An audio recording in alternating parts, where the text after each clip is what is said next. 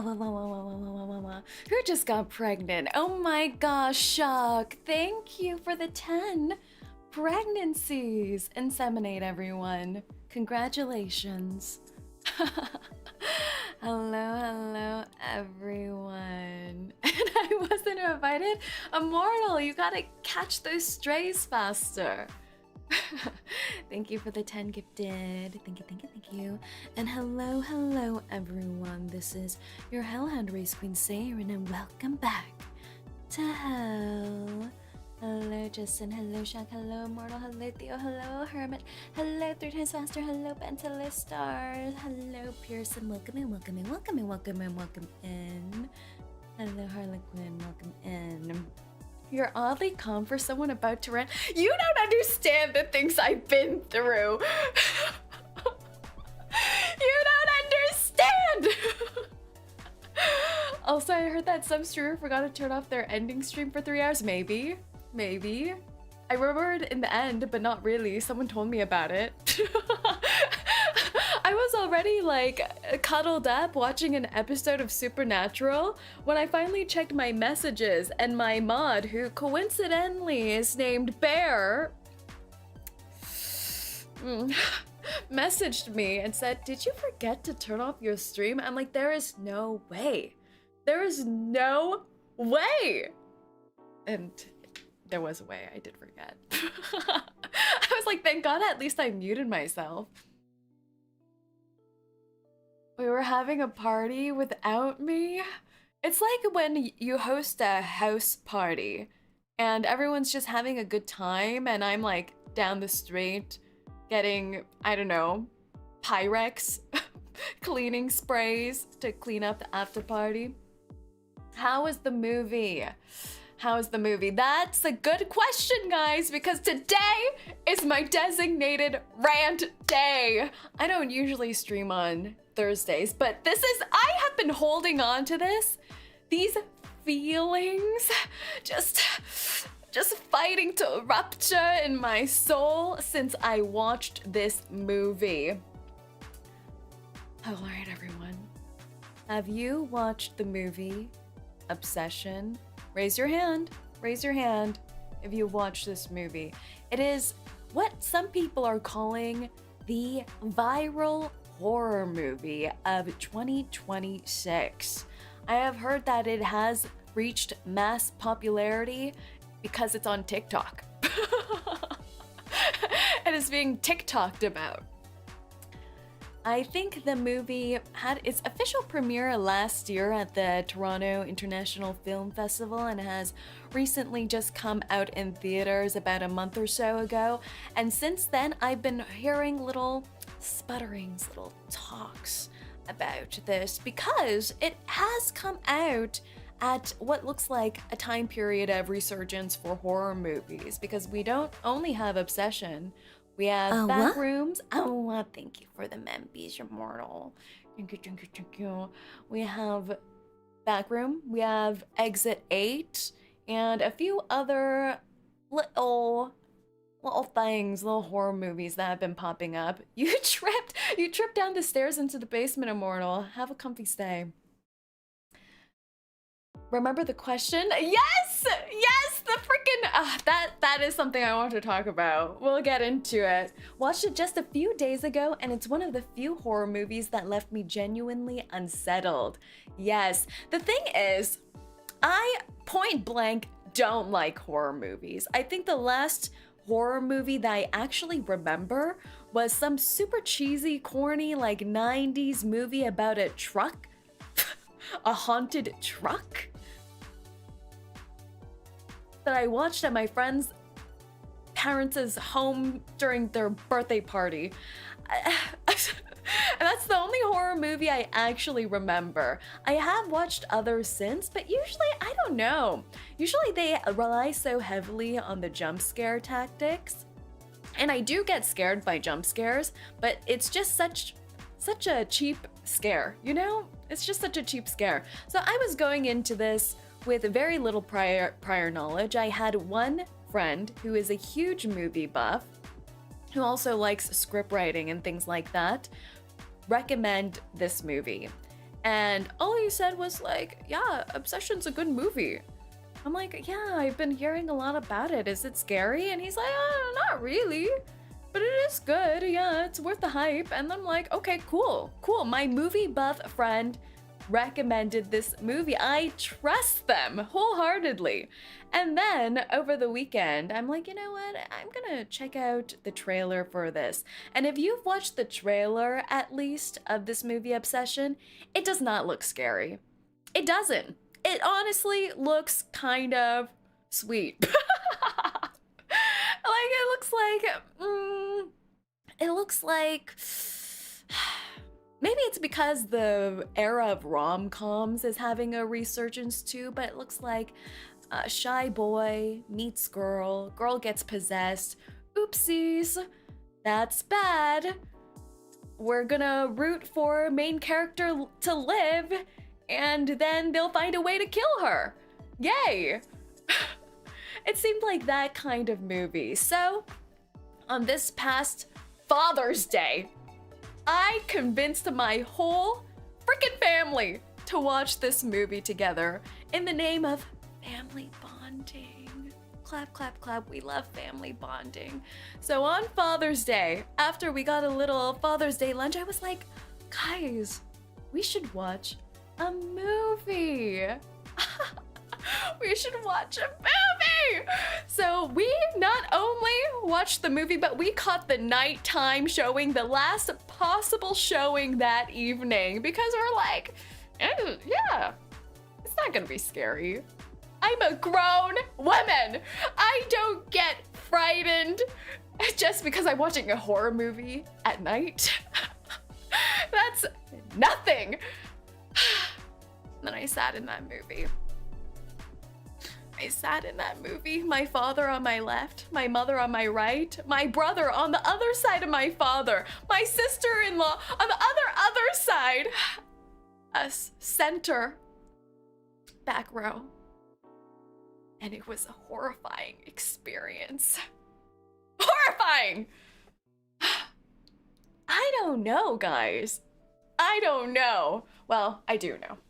I've watched this. The immediate reaction, first of all, after we got out of the theater, was my mom going like, why did you recommend this movie?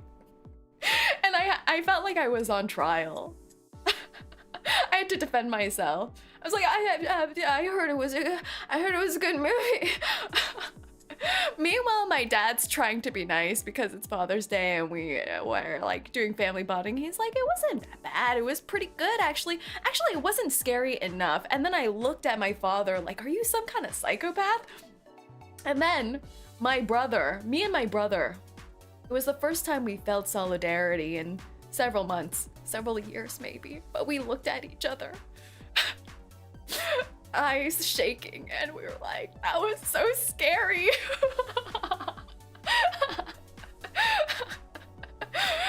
And then my sister-in-law had a huge smile on her face and said, yeah, that was some good stuff. So mixed reviews from the Saerin family. I can't tell between our reactions who's the psychopath and who's normal. But I could not sleep that night. I could not sleep. It's honestly the worst because I was extremely tired, but I couldn't sleep. Like, I couldn't even look in the mirror. I was scared. I was scared.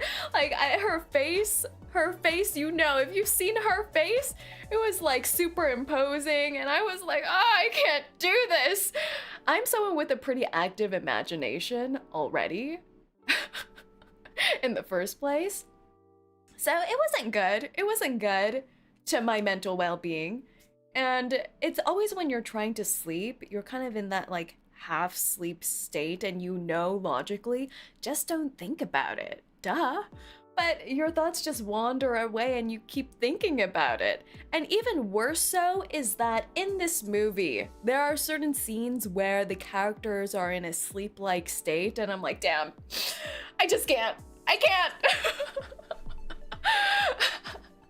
Oh, you'd love the smile then? No, thank you. It's a good horror movie to me because if that gives that reaction, it's a good horror movie, yes. Horror movie bonding. Imagine if you watch this movie for a first date. Well, to be fair, there are moments in this movie that are funny. And that also made me think, am I a psychopath?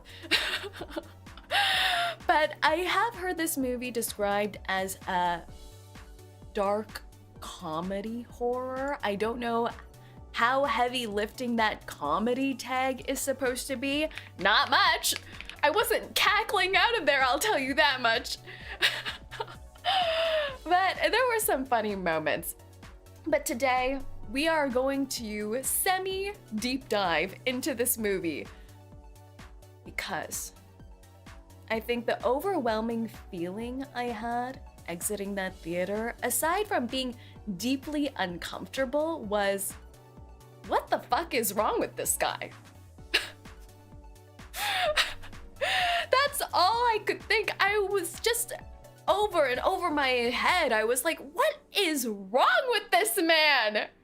And that man is our protagonist of the movie, Baron. I don't think I've disliked a movie protagonist this much since forever, actually. I honestly can't even think of someone who comes close. Can you think of anyone? I don't think so. Because usually characters who you're meant to kind of hate or have like this antagonistic vibe, even like the Joker, it's kind of like fun evil. They're like very outwardly mischievous and devious and chaotic. But the main character in this movie is like that type of quiet type of evil.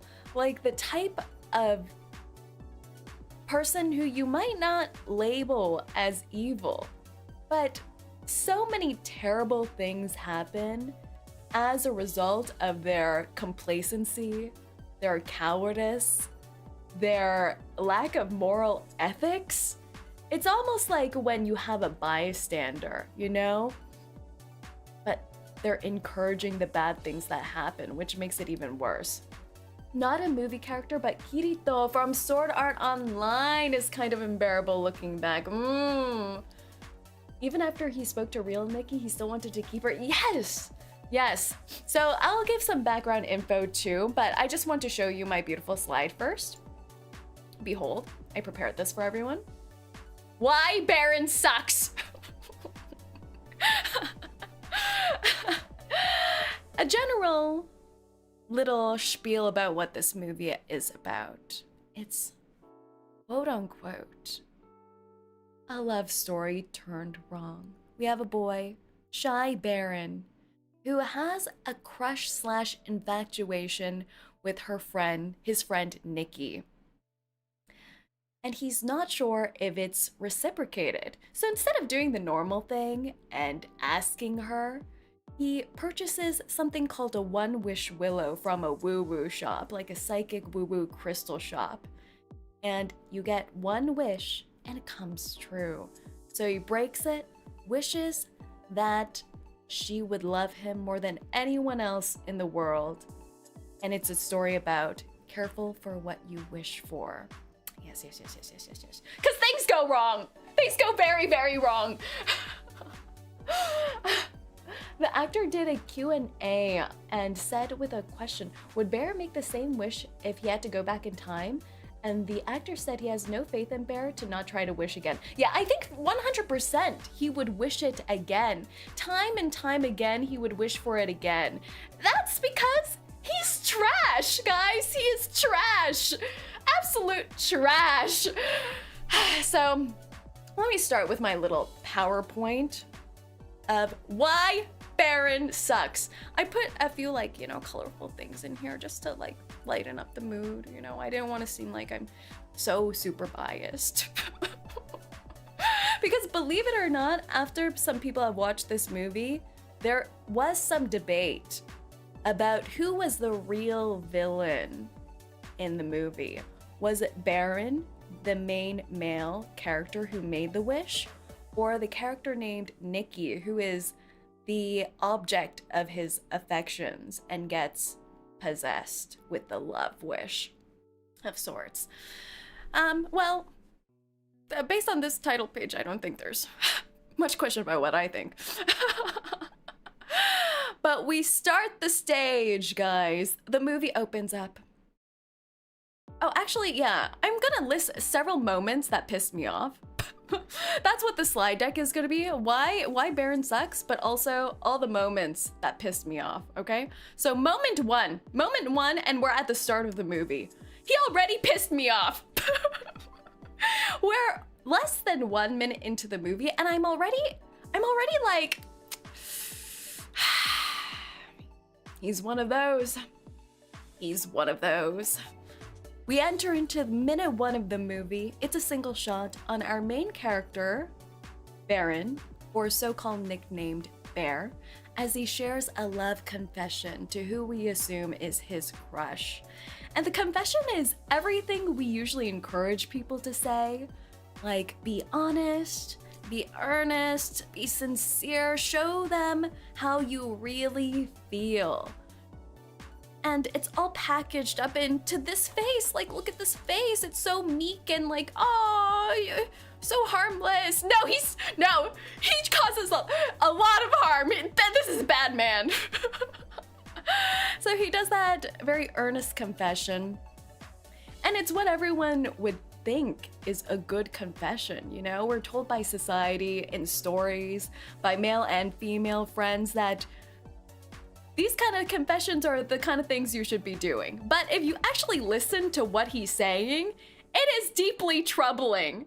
Because what he says in his confession is, "You're the only person that I've ever felt this way for. I feel like I'm coming apart. I think about you all the time, Nikki, and I try not to. You're in every song I listen to. You're the first person who was nice to me when I moved over here, blah, blah, blah." Isn't that concerning? That's concerning, right? That's kind of weird. I shouldn't be so harsh on him yet, because when I was watching this movie, I was like a little peeved, but I wasn't what? icked yet. I wasn't really like, oh, this is a bad guy. I thought, okay, this is kind of nice. Thank you for the 19 months toasty bread. Haven't watched the movie, but this guy looks like he tried to sell me on a startup. No, he wouldn't even have the guts to sell you on a startup. That's the thing. That's part of his main character problems. But yeah, the opening lines, "I feel like I'm coming apart. I think about you all the time." It already plays into his idea of what love looks like. And it really feels like he's just talking at her, saying, "This is how you made me feel." It's very one-sided in a way. I didn't like it. Don't do confessions like this, guys. Don't do it. And then the camera pans over to who he's actually talking to, and it's not Nikki, the person he wants to confess to, it's a waitress. It's just a random waitress taking in this confession in the place of Nikki, as if that isn't a huge warning bell for what's to come. A placeholder lady for his affections. Hate it. So we're in opening scene. We hate it already. We're introduced to Baron. We're introduced to random waitress number 1, and we're introduced to his friend Ian, who's just what I would call a bro friend. He's just a bro friend. He's just like, what up, man? Don't confess like that, man. Maybe call him her childhood nickname, Freaky Nikki, that she really didn't like, man. And don't confess during trivia night, because that's a sacred time, sacred friendship time, trivia night. Don't do it. All you have is time. Yeah. The friend, it wasn't the friend of Nikki. No, it wasn't. He was confessing to the waitress as a practice run, a little stand-in practice run. The shit he said in the opening confession wouldn't look out of place in a stalker note. Brushed it off as him just being overdramatic / awkward at first, but that was some red flags looking back. Yes, yeah. Yeah, it really gives infatuation, like you're just looking at this girl from afar. You're only seeing surface level of what you want to see. And later in the movie, he describes her as someone who really helps everyone, right? So it's not really specific to him. It's just that he got hooked once he moved here, and she's the first person who's nice to him, is the feeling I got. So we ended this opening scene with his bro friend Ian saying, all you have is time, kind of like, take your time with the confession. Bam! Second scene. Cat dies. I don't have an actual screen grab from the movie because it's sad. It's really sad. We walk in, we see a cat lying on the floor with throw up around its mouth and scattered pill bottles around the cat's body. And Baron's cat's dead. It's really devastating, especially if you have pets of your own or a pet lover at all, and it's a really sad moment, but this moment pissed me off because of what Bear says. He sees dead cat and the pills scattered around, and he says, how did you get into these? What do you mean? What do you mean, how did the cat get into the pills? What do you mean? Isn't it your responsibility as a pet owner, as a parent of any kind, to make sure the environment's safe? It really feels like the pills were just scattered about, loose all willy-nilly, and then he places all the blame on the cat. Pisses me off! And this is a pattern of his core character traits, where he pushes responsibilities of everything onto someone else. So then he cleans up the medicine, he cleans up the cat, puts the medicine back into the medicine cabinet in the washroom, and we see there's a bunch of pills labeled with his grandma's name, Barbara Bailey. And then we move on to, he gets a voicemail from the love interest, Nikki. Just talking about work, trivia night, all of that. He calls her back. She mentions losing a crystal necklace. So he decides to go to a woo-woo shop to replace that crystal necklace. Oh, actually, before we go into the next part, I did actually pull up the script for Obsession. The working script. And it's interesting because in the script, the first opening scene is not the practice confession scene. It's actually the cat scene. And it's written even more alarmingly. Because it explains it like this. A small old house with faded yellow, blah, blah, blah. He fixates on the scene of a romance film that's playing on a small TV in the room. And that romance scene that's playing on the TV says, I've often wondered what it means to truly love someone. And then I realized it's what I feel for you. It's a love that defies the limitations of the world, that remains steadfast even in the face of chaos. Even if the world lost its color, if hope faded into the night, my love for you wouldn't falter. It's unwavering and enduring, and it fills every fiber of my being. And then he sees dead cat. So this was actually supposed to be the initial opening scene of the movie.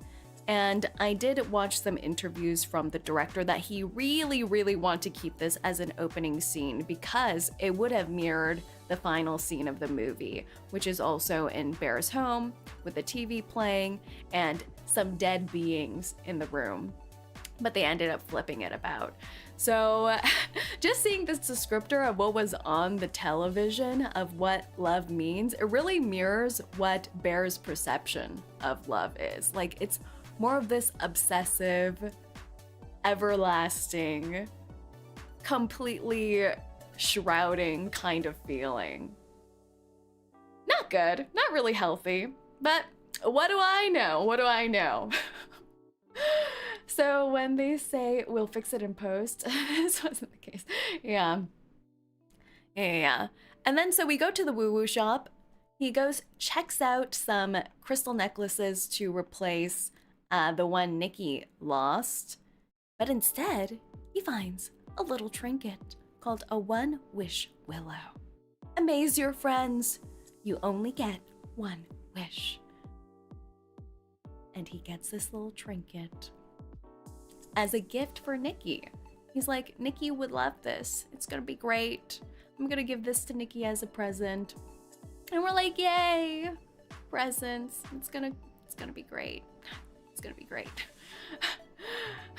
At first, he seems like just an awkward guy who's never had a girlfriend or date before. Knowing what happens, the actor did a fantastic job at making you hate Bear, right?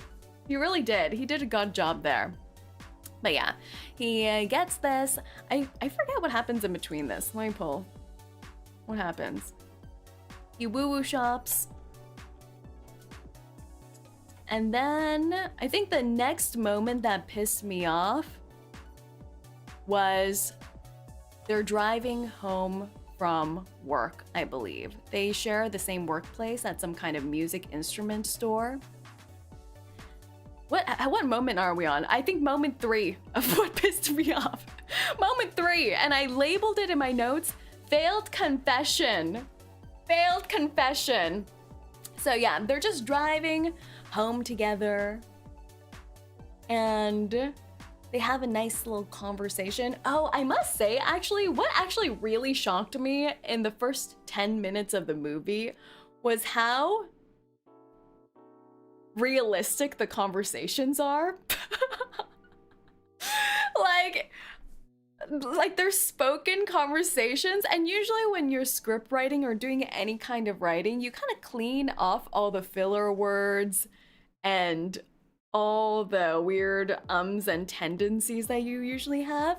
But it was so real. I was like, oh my gosh, this is like actual teenagers talking. And it kept taking me out of the movie for the first 10 minutes. I was like, I swear, I had this exact conversation with someone before, like at the bar.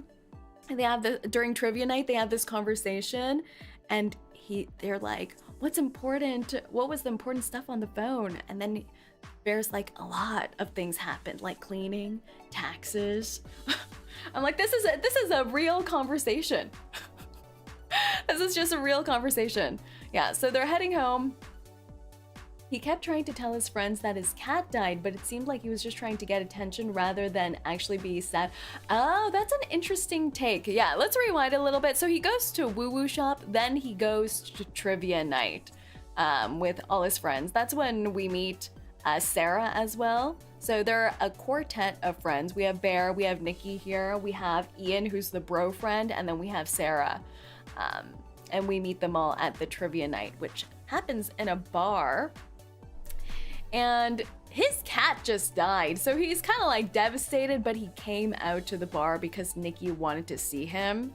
So he's like, yes, Nikki, I'll be there. And they're getting drinks and they all have shots and they're like, oh, what should we cheers to? And last minute, he's like, to Sandy, who's the cat. But even that, he didn't even say with confidence. He kind of just like squeezed it in there and then he was quiet and everyone kind of steamrolled over him. And only Sarah really noticed what he said, this other girl in the quartet, and kind of comforted him and all that. I feel like throughout the whole beginning part of the movie, you don't get the vibe that Nikki likes him. It doesn't seem like there's reciprocated feelings. You always see Nikki tagging along with the bro friend, Ian, which we kind of get the reveal for why after. Nikki gave him the perfect opportunity to confess. Yes.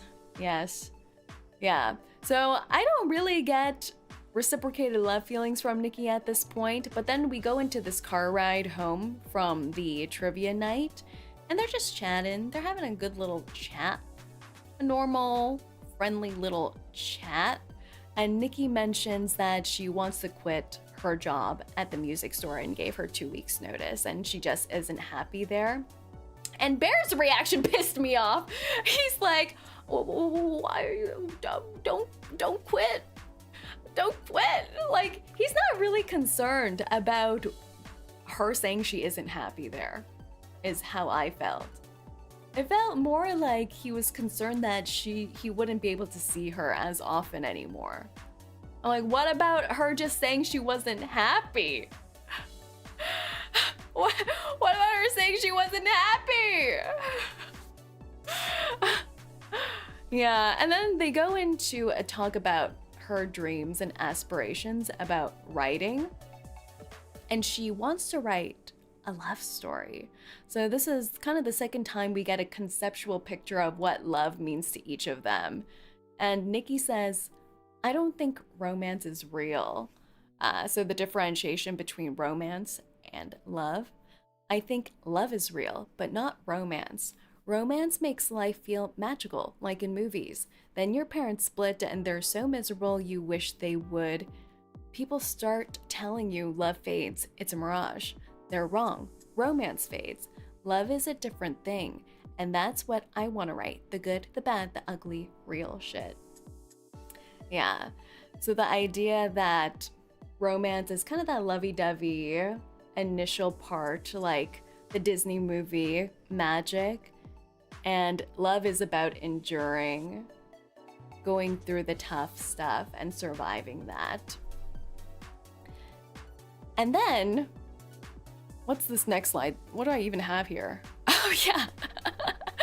Yeah, they're just chatting.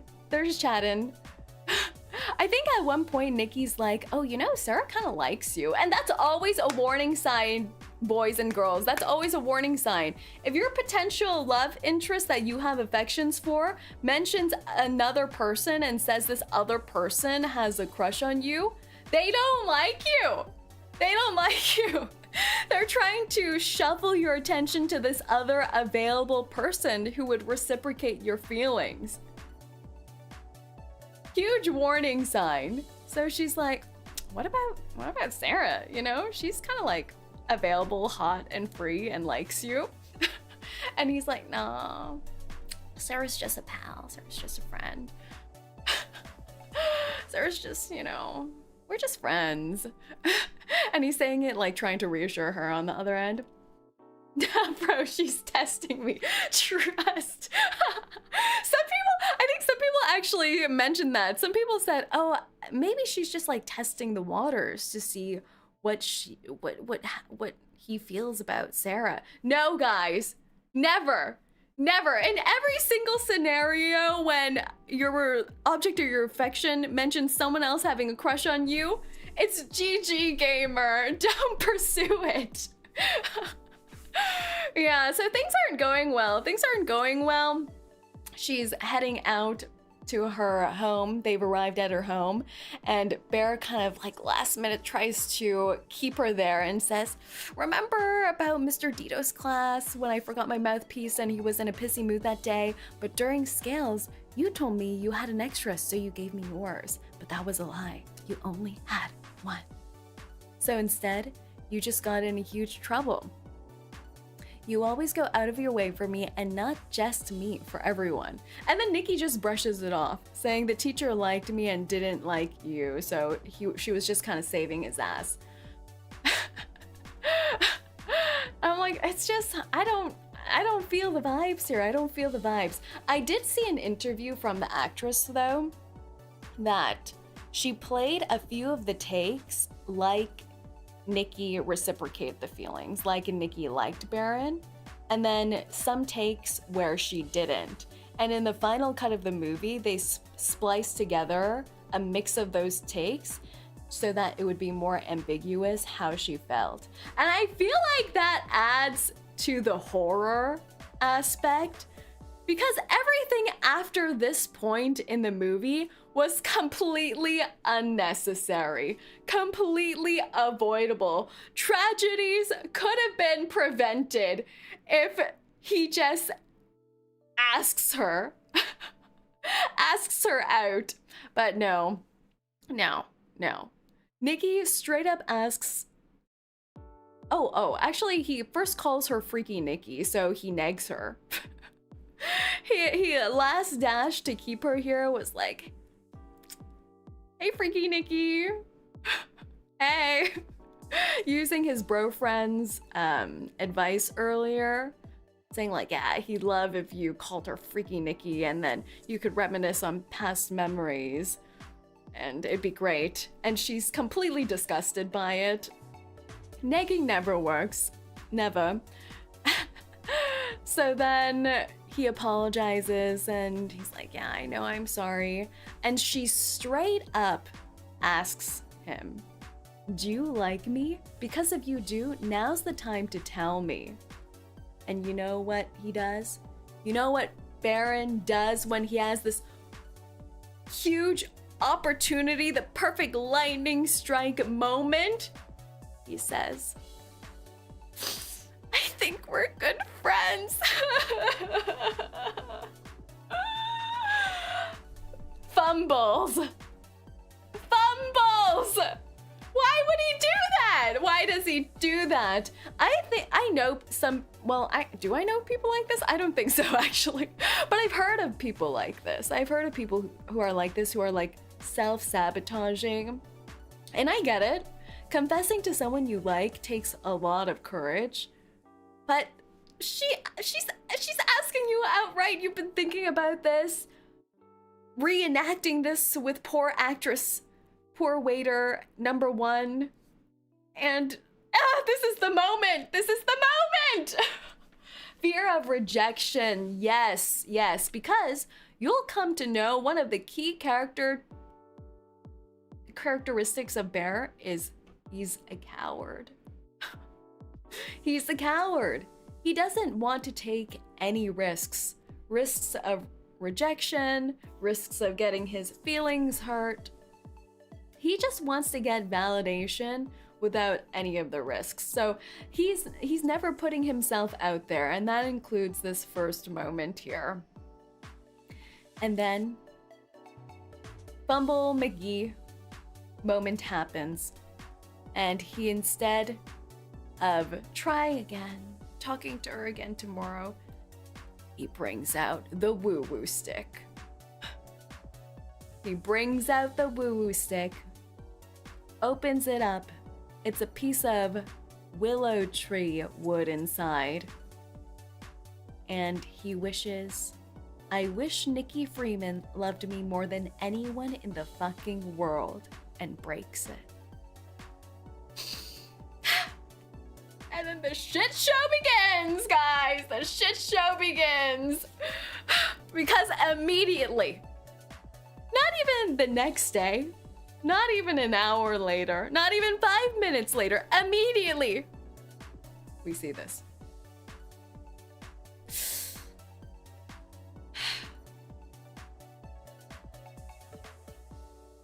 I don't like it. I don't like it. I don't like it. Why did I watch this movie in the middle of the night? I don't know. I don't know. I thought it was a chocolate bar. I'm so serious. That would be, I don't know if consuming the potentially cursed object is better or worse. But yeah, immediately after he breaks in and makes this wish, Nikki, who was heading inside to her home, is instead standing there. Just standing there. Just standing there, shrouded fully in shadow. And I actually really like how they did the cinematography in this movie. Like all these initial stages of when they break the One Wish Willow, Nikki's just completely in shadow. You can't see her expression and it's just fully silhouette. What movie is this? It's the movie Obsession. Yes. To be fair, the box does look like a Toblerone. I love Toblerone. Yeah, so Nikki, shrouded in shadow, she looks confused for a bit. She's just standing there, kind of looks like she's getting her bearings, but looking straight at Baron, who's still sitting in the car. And then she walks back to the car and gets inside the car and tries to convince Baron to come inside to her house, saying things like, I could use some company tonight. I mean, I did just lose my cat. And then we get a moment of confusion between her and Baron, because it was your cat? And then she's like, oh, sorry, I mean your cat. Your cat died, not my cat. And then she immediately starts acting strange. She not only physically is acting strange, but her speech pattern starts being strange. She has like a little bit more of a childish vocal tone too, and starts having these weird vocal habits. Like, yeah, she says yeah a lot weird. She's like, the cat, yeah. I'm so sorry, yeah. And it is so freaking weird. And you can tell throughout the whole conversation, she's just trying to convince him to come inside the home with her or convince him to let her go to his place. So she's trying all these tactics, like mentioning the cat and how she needs someone there. And then suddenly she folds in front and lays her head on the dash of the car, hiding her facial expression, and says that she's acting weird because her father's dying. Says her father is diagnosed with leukemia. So immediately Baron's trying to comfort her, going like, yeah, that makes sense why you're acting weird now. Yeah, we should totally head over to my place together so you feel better. And I'm like, ah, it's terrible, it's terrible. So they head over to her place. Not her place, his place. Head over to Baron's place and they do the smoochy smooch. The first smoochy smooch. And already, it's not good.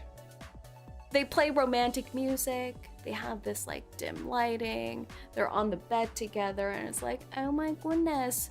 It's like a dream scenario for him. Until Nikki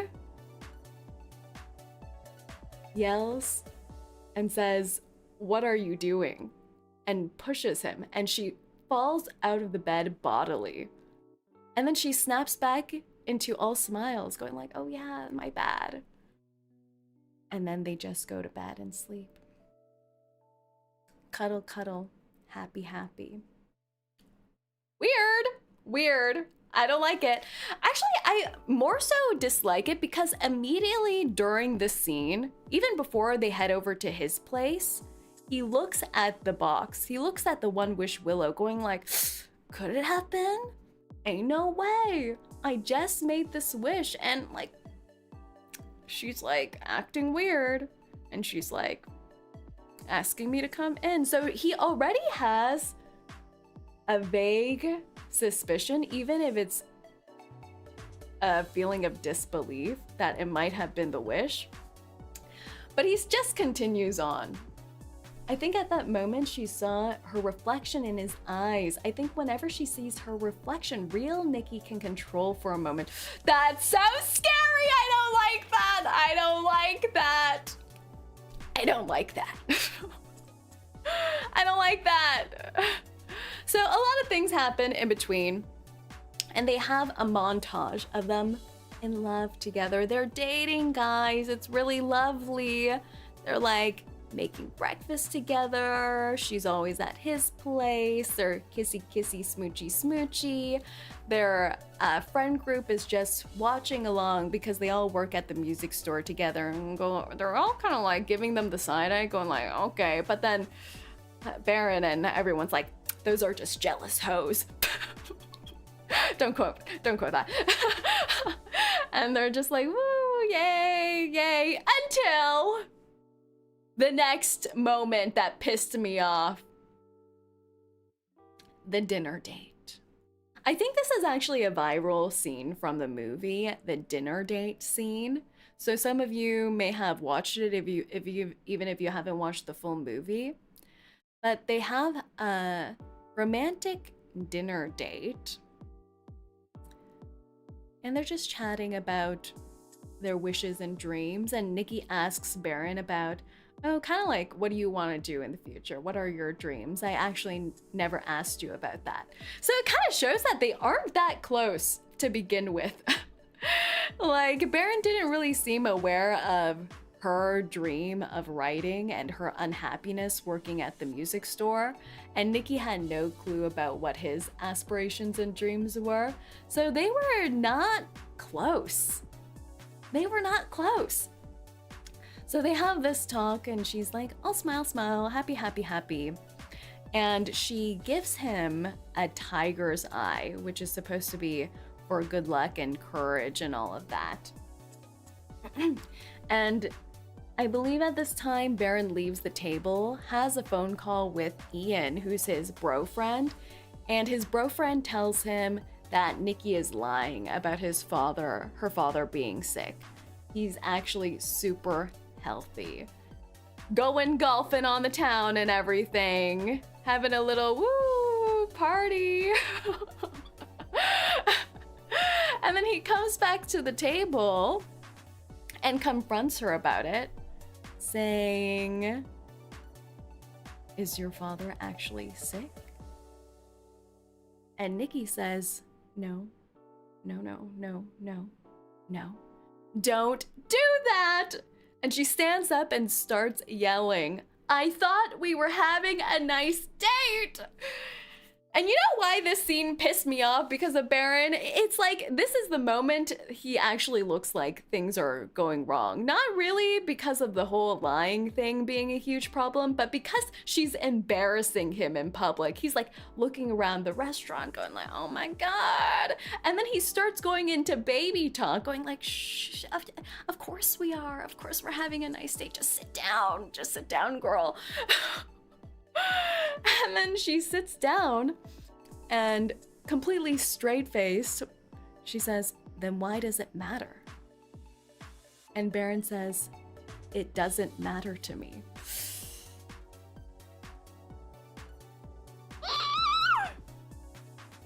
And it's even worse in the script. It's even worse in the script because it describes how he says it doesn't matter. And in the script, it specifies like her lies don't matter, her actions don't matter, as long as he's stuck in this idyllic love story with Nikki, who he's been pining over all this time. None of these things actually matter. So we already see this pattern of him excusing weird behavior as long as he can live in this fantasy. Hated when he said that, especially right after. Yeah, and in none of these moments throughout the movie does he reach out to his friends for help, really, except for that one initial moment after he broke the willow and spoke to his bro friend, saying like, "Nikki was kind of weird, but like I kind of scored," and he was like smiling and bragging about it. I didn't like that. I didn't like that at all. I didn't like that either. The meme man, "It doesn't matter." Yeah. Hated him. Sealed his fate. Yeah. He never really reaches out to his friends after that to ask for help, to say she's acting weird or anything. Because I think he knows. He knows. I think he even confirms like, "How much do you love me? Do you love me more than anyone else in the world?" during this dinner scene. And she says yes. And those are his exact wording from when he broke the willow wish. So he knows that it's because of this wish directly that they're dating now and having these happy moments. So he doesn't really question anything out of the ordinary. And I think after this is the smexy scene. Moment 5! We're only on moment 5 that pissed me off. They have a intimate scene after they get home from this, and it's disturbing. It's disturbing because she doesn't look like she's really there. Like you can see she has a blank glazed look on her face, and it's like performative enjoyment of the intimate acts. And it is so scary. These moments are just gonna be the whole movie. Now we're only on moment 5. There's distinct moments, guys. There's distinct moments. And I think throughout the movie, there's moments where the real Nikki comes out too. And I think it is during this intimate scene where she kind of yells and says like, "What are you doing?" And then the glazed look comes back on and they continue the intimate moment. So it's just overall very disturbing. Very disturbing. I think Freaky Nikki only cares to show emotions when Bear is looking at her. She makes the noises that makes it sound like she's enjoying it, but since Bear's not looking at her, she doesn't bother to make her face match the noises. Yes. Yeah. Yeah. Not good. Not good. And then I think that's why one of the main themes of this movie is consent, like bodily consent, relationship consent, all of that. And throughout this movie with the curse, he takes out her bodily autonomy and her emotional autonomy, pretty much everything. So, not good. Next scene that I have on the moment that pissed me off.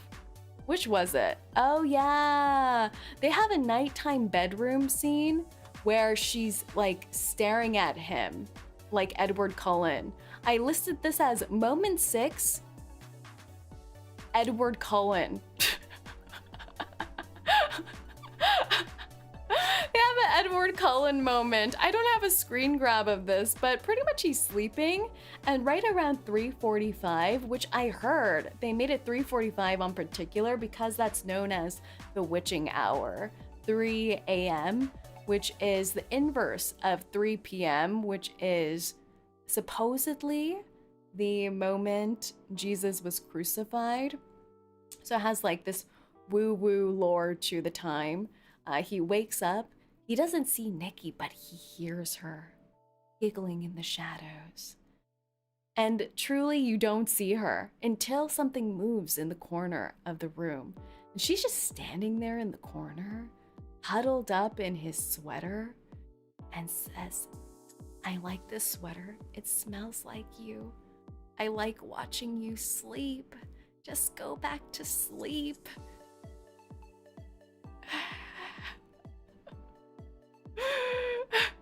Go back to sleep. And then he actually goes back to sleep.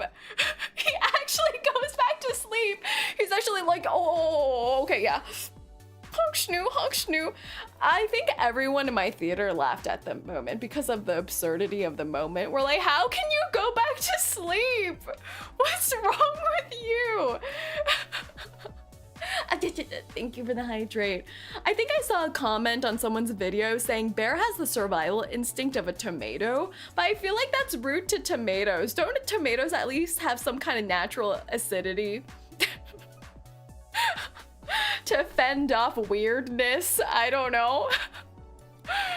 Yeah, so we have this whole Edward Cullen moment, and it really puts Twilight into perspective. Like, maybe Edward was really weird.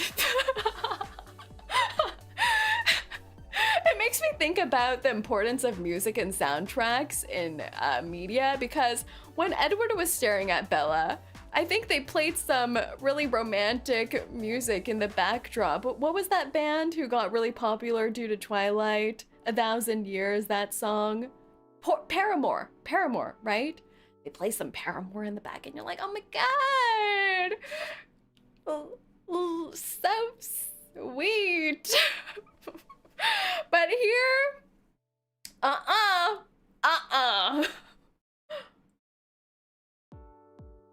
maybe staring at after the weird Edward Cullen moment, and Bear somewhat, his version of confronts her for a level of how much he confronts people, which is not much. He's like, you know what? Let's not do the weird thing anymore. You know, maybe let's not be weird anymore. And then she's like so sad. She's immediately so sad. She's like, okay, I packed you a lunch. She immediately every time goes into like a really soft, childish mode. And I have heard some discussion about this, how pretty much Nikki, since the moment of the One Wish Willow, is like a possessed version of the love that Baron perceives as love. And built into that perception is that he wants someone kind of like infantile and baby-like as his partner, someone who just like is the recipient of his affection and will say yes to everything. And it's really it really adds to the topic of why Baron sucks. Why he sucks. If you think deeper like that. She had the Shrine of the Dead Cat too, if I remember. Yeah. Already from that moment, from the first moment where she did the Shrine of the Dead Cat, and he was just like, oh my gosh, Nikki, you shouldn't do that. That was already an abnormal reaction in the first place. And it just continues. I didn't even list that as one of the moments that pissed me off, because I was like, yeah, you know, there's other things to mention. There's other things.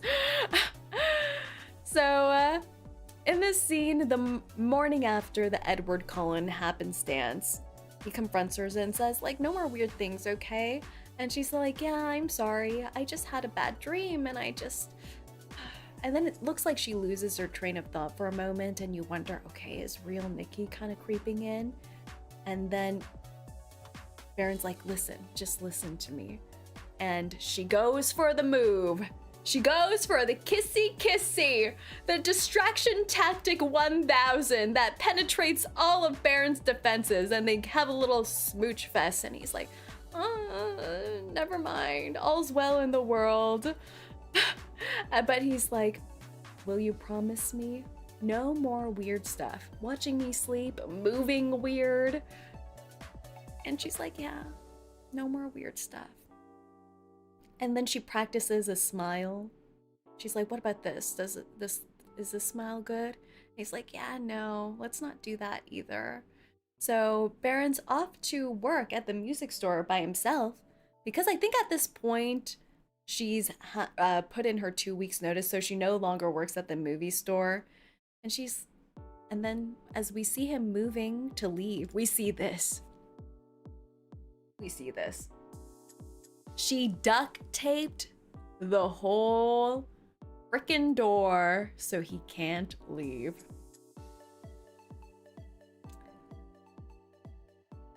This was so scary. What's even more scary to me was how he reacted.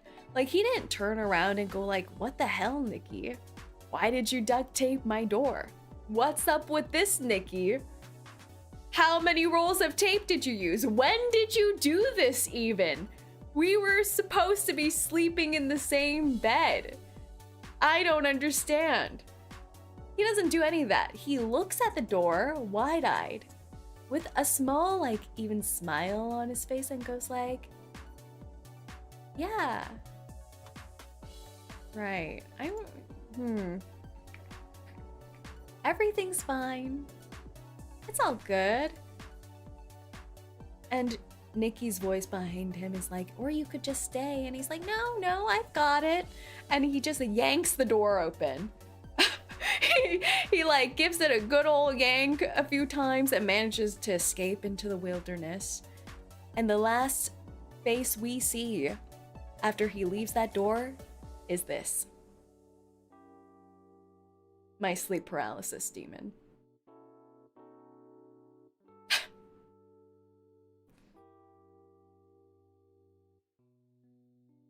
How did the actress manage to do this?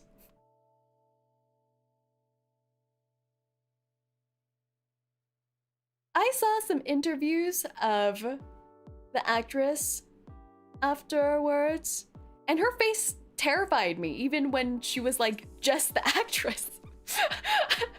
I think it's I tried to watch more interviews of her after I watched this movie as some kind of exposure therapy. I don't know how effective it was. Not very. It wasn't very effective. I don't feel good.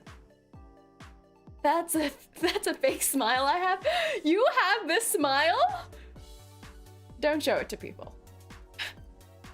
Please. Don't do that.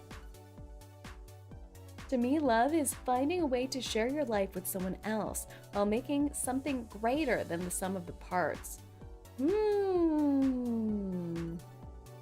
Making something greater.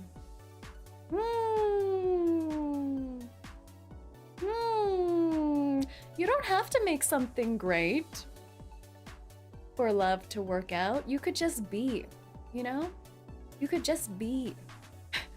I think my thought of what love is just someone you appreciate having time with, who makes you appreciate things about yourself that you may have never noticed, but you still remain as two distinct people who spend time away from each other, but will miss each other, take care of each other, that kind of vibe, you know? I don't think you have to make something great. You can just be.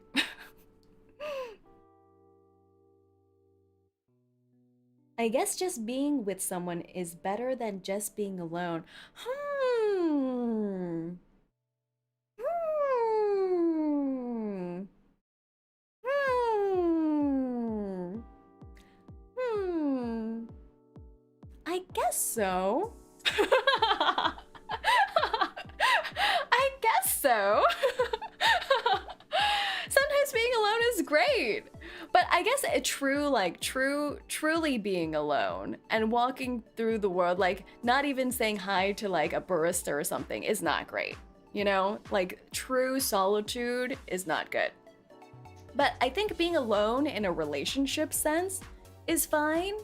You know, you don't have to be in a romantic, quote unquote, romantic relationship. You know, you can live a completely fulfilling life by yourself and have other types of relationships like friendships, even acquaintanceships that make your life fulfilling. But I think it is a fear a lot of people have, like not having a romantic partner, someone actually like tied to you as you go into old age, because when you get older and older, people have their own priorities and your friends will start getting married and so on. And some people just won't have time for you. What? And the benefit of a romantic relationship is that, you know, that person is kind of obligated to be with you until you die of old age. And sometimes the horrible thing of not being in a relationship is not having that person. But isn't that kind of sad? A sad way to think about love too.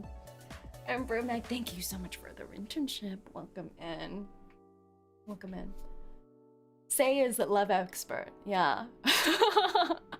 Clearly. Yeah, so we see you, Nikki, with this face, and it's great. It's great. Actually, this isn't actually one of the moments that pissed me off, was it? Oh, it was. Yeah, it kind of pissed me off. Yeah, how he was talking to Nikki, just going like, "Stop being weird, will ya?"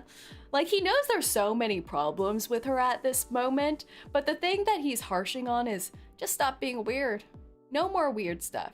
Just be like normal. Just like shove all the weird stuff down, all the problems down, and be an ideal version of what I envision dating you is. And I'm like, this little punk ass bitch. This little punk ass bitch. What's wrong with you? What's wrong with you? What is she? Like, she's just like a stay-at-home plant? So, yeah, that pissed me off. That was only moment 6, by the way, moment 6, which I labeled as leaving her home after Edward Cullen. Okay. Moment 7 of what pissed me off was the...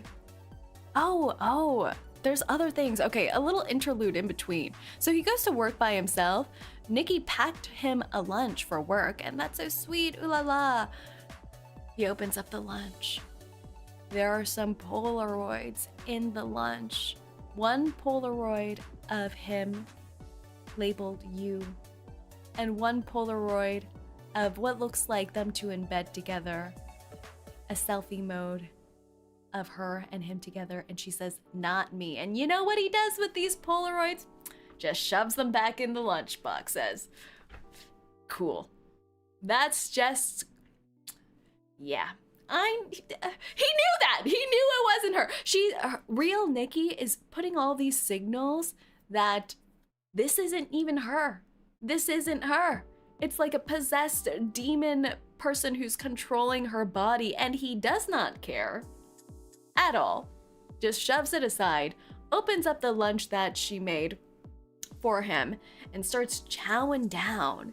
He has a nice little combo with Sarah, who so far is the most normal person in this movie. Actually, no, cut that. Sarah's dad is the most normal person so far in this movie. He's great. He's also played by Andy, who used to be the co-host. I don't know what you call them, like a co-host of Conan O'Brien for the late night show.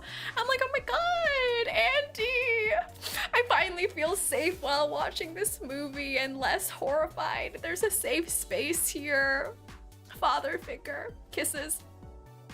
So we're having a nice little chat while eating the sandwich with Sarah, the daughter of Andy from Conan's late night show.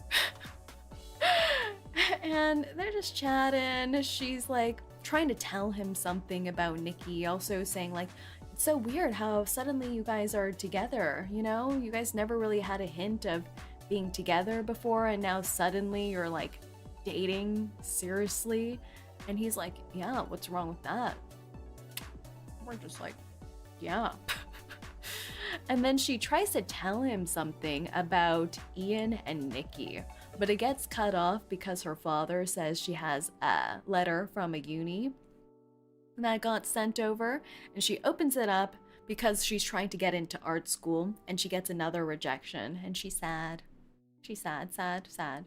So she comes back, leans on Bear's shoulder, and gets comforted, and he's like, it's okay. And while leaning on his shoulder, I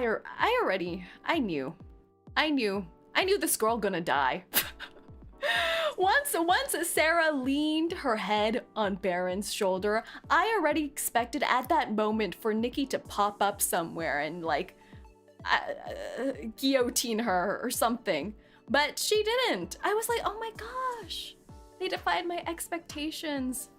Maybe we can exorcise Demon Nikki before Sarah dies, because you know, at this rate that the train is going, Sarah's a goner.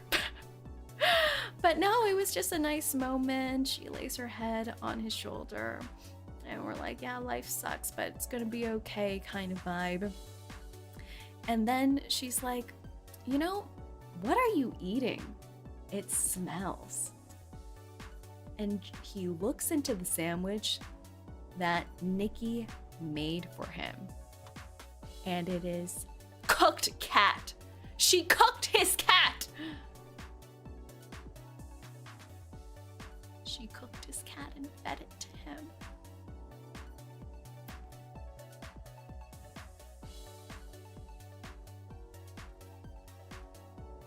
Yeah.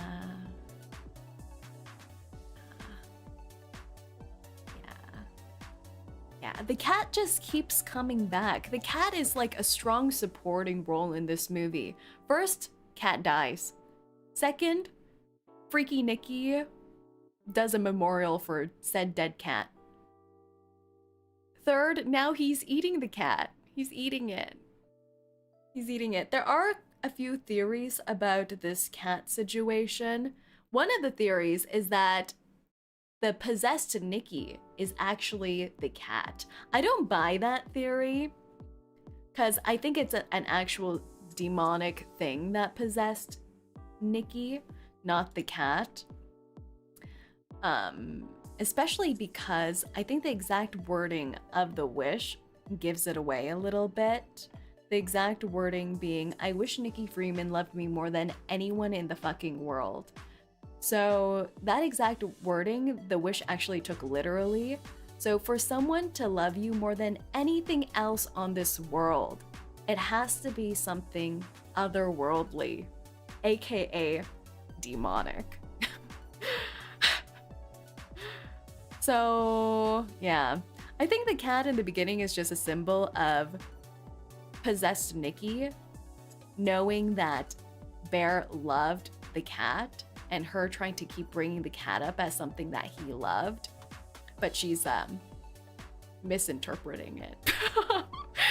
she's trying a little too hard. She's trying a little too hard. These pictures were old, like 80s, 90s, 2000s. Always be careful what you wish for. Yeah. How did they know it was cat? He opened up the sandwich and there was still fur attached. Yeah. Little cat fur. Yeah. Yeah. But I think one of the theories is that it was real Nikki who made this lunch for Bear, not possessed Nikki. And it's because possessed Nikki wouldn't have made him a lunchbox, because possessed Nikki would have never wanted him to leave in the first place. So the theory is that real Nikki made this lunchbox for him, put the dead cat in it as a sort of revenge of sorts, and then included these Polaroids saying it's not her. I like that theory, right? I like that theory. I'm like, yeah, go get him, sis. Go get him.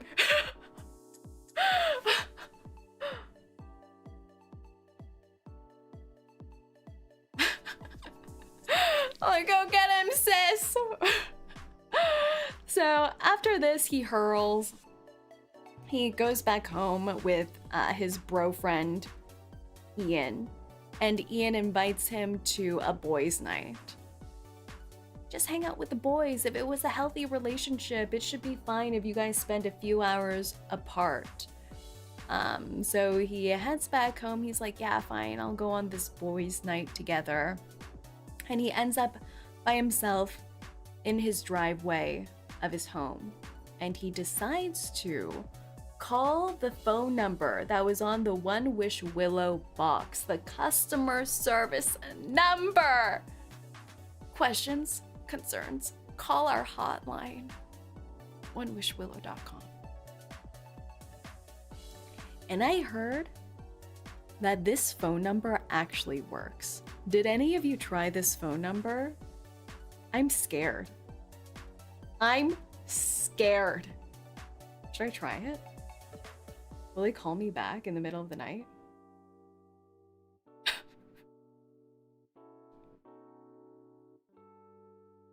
Should I try it? I think this might give me nightmares, but I'll sacrifice myself for all of you. 1-323-747-7118. Call cannot be completed as dialed. Please. Okay, no. It goes to an LA number though. It goes to a Los Angeles phone number. Okay, it didn't go through. Thank God! Thank God! God is real. Now we're infected with the demon. No. I was scared for you there. I was scared for myself. If something actually picked up, I wouldn't be okay. I wouldn't be okay.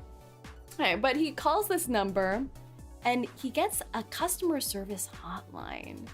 And we are on to moment 7 of what pissed me off. This is actually a pretty funny scene. We get a blasé, kind of like smoking weed kind of guy picking up this customer service call, and he's like, hey, what's up, man? And Bear says, I'm calling to see if there's a way to alter a wish. This piece of shit. He's calling to alter the wish, not even to cancel the wish, just to, you know, make a little tweak, because when he first worded it, it was kind of like oopsie. So he just wants to like wish that she loves him more than the fucking world, but like it's less weird, you know? Just a little less weird. Can I just like make a little addendum? And the guy on the other side is like, you want to cancel the wish? And he says, no. Don't want to cancel, just want to alter it a little. What a piece of shit. What a piece of shit. What a horrible person. You can already see all these signs of real Nikki being held hostage in her body. And he only wants to tweak it. And this is the first time we see him asking for help with this situation. And he just wants a little oopsie tweaky doodle-dee. I was so pissed. And then he's like, okay, if I can't alter it, then yeah, I want to cancel it.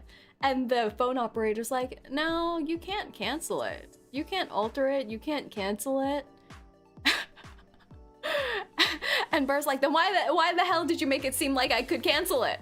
And the phone operator's like, oh, well, it just seemed like that's what you were implying. I didn't say we could do it. There was fine print everywhere on the box.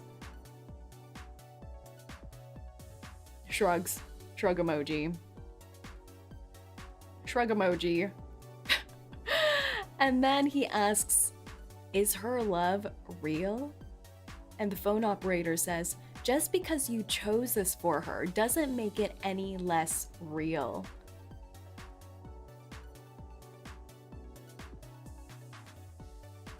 Which I take to mean, okay, you wish these emotions into reality.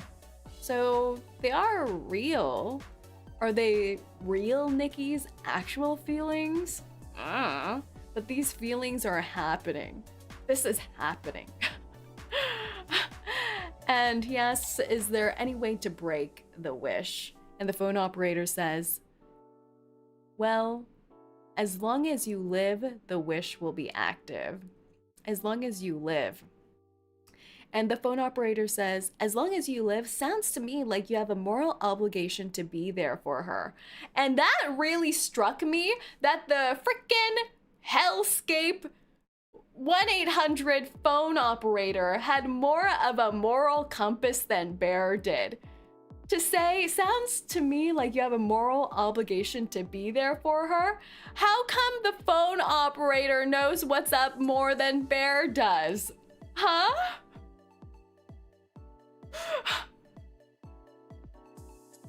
That pissed me off so bad. I was like, are you kidding me? This guy who's working at a 9 to whatever. And then the phone operator asks, do you want to speak to Nikki? And then you hear Nikki's voice on the line. And she's just screaming. She's just wailing at the top of her lungs like she's being flayed alive. And then Bear hangs up. And I feel like this is a huge turning point where if at this point of the movie you still think that Bear is like an alright guy, you know, he's just a guy. He's just a nice guy. Then you're insane, because we have proof now that the real Nikki is suffering it somewhere in this purgatory, being tortured 24/7, that her body is being possessed and walking around, being used for his willy-nilly love fantasy. That was fucked up. And then he goes back into the home. This is moment 8 of fucked uppery. Moment 8 of fuck uppery. Returneth home. We just have back-to-back fucked uppery moments at this point. It doesn't stop. We go back home. He opens the door, and Nikki is standing there, exactly how she was left from the start of his shift.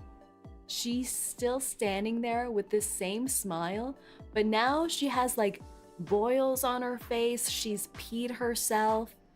She's like, her skin is completely moist. She may have like thrown up on herself. She has not moved from the first moment Bear has left the home. And once he goes into that doorway, it's like she's been reanimated back to life. And she's like, oh my God, I'll clean this up. Yeah. Oh, so sorry. I'm a mess. I'll clean it up. Don't worry. I'll take a shower. And then she moves to the shower.